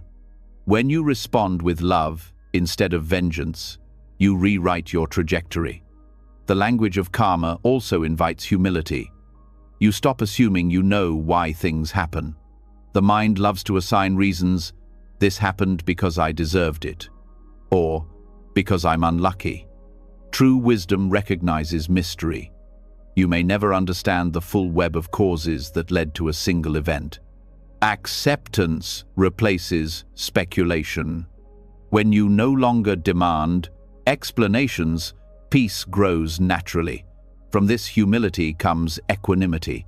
You begin to treat joy and sorrow as equal parts of the same continuum. When happiness comes, you appreciate it without grasping. When suffering comes, you receive it without bitterness. Both are echoes, reflections of energies long set in motion.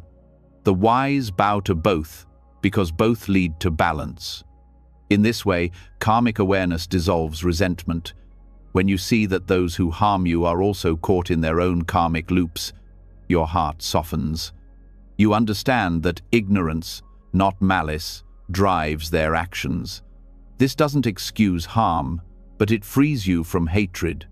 Forgiveness becomes possible because you see that everyone, including you, is working through echoes of past misunderstanding. Compassion replaces judgment. Empathy replaces blame. When you apply this understanding to your own life, even regrets transform. The things you wish you hadn't done become teachers. You see that guilt is unnecessary because the lesson itself redeems the act. The purpose of karma is learning, not condemnation. Once insight arises, the old pattern completes its circle. There's no need to punish yourself further. Awareness closes the account. This understanding also changes how you perceive time. You realize that karma doesn't only unfold linearly. It can complete in a single breath when insight is total. A flash of genuine forgiveness can end years of suffering. A moment of deep surrender can heal lifetimes of resistance. Karma moves at the speed of awareness.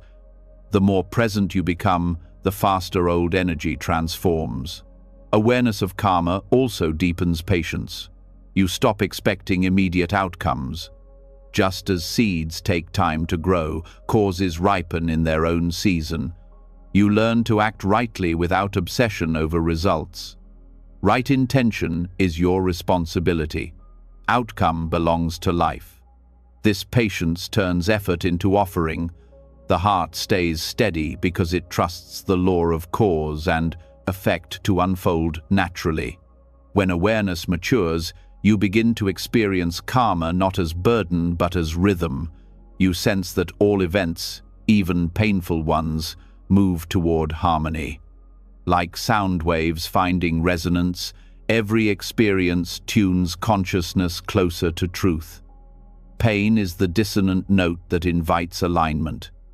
When met with presence, it resolves into clarity. The echo fades into silence. This silence is not emptiness, but completion. It's the stillness that follows understanding. You no longer feel compelled to analyze or defend the past. The energy that once drove repetition now rests. What remains is compassion, not sentimental but profound, born of direct seeing. You know now that nothing was ever wasted. Every difficulty was a lesson in disguise, every wound a doorway to wisdom. As this insight settles, a new dimension of peace emerges. You stop fearing karma because you understand it as teacher, not judge. You meet life with openness because you trust its intelligence. When challenges arise, you respond with clarity instead of resistance. The heart becomes spacious, ready to transform whatever echoes come next into awareness itself. From this point of realization, awareness begins to sense another layer beneath personal karma, the deeper human habit of emotional investment in pain. You start to see how, even after karmic understanding, the mind clings to suffering because it finds identity and meaning in it.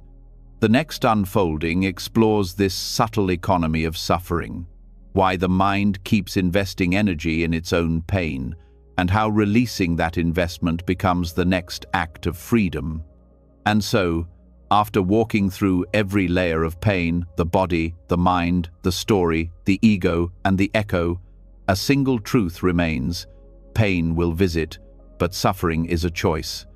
Each lesson points back to the same realization. Awareness transforms everything it touches. When the mind stops resisting, when the heart stops judging, when the body is met with kindness, pain becomes a teacher instead of a tormentor. Buddhism doesn't promise a life free from pain. It offers freedom within it. Freedom born from presence, from compassion, from the quiet courage to say, "This too belongs."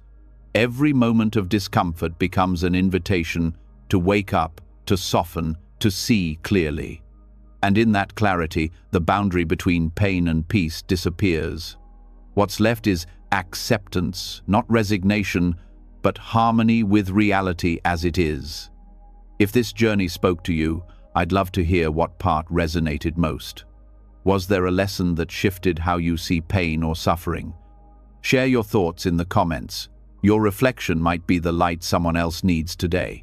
And if you found value in these teachings, remember to subscribe and turn on notifications. Together, let's keep exploring the art of awareness, the peace hidden inside chaos, and the timeless wisdom that reminds us, pain is inevitable, but suffering, that's where our freedom begins.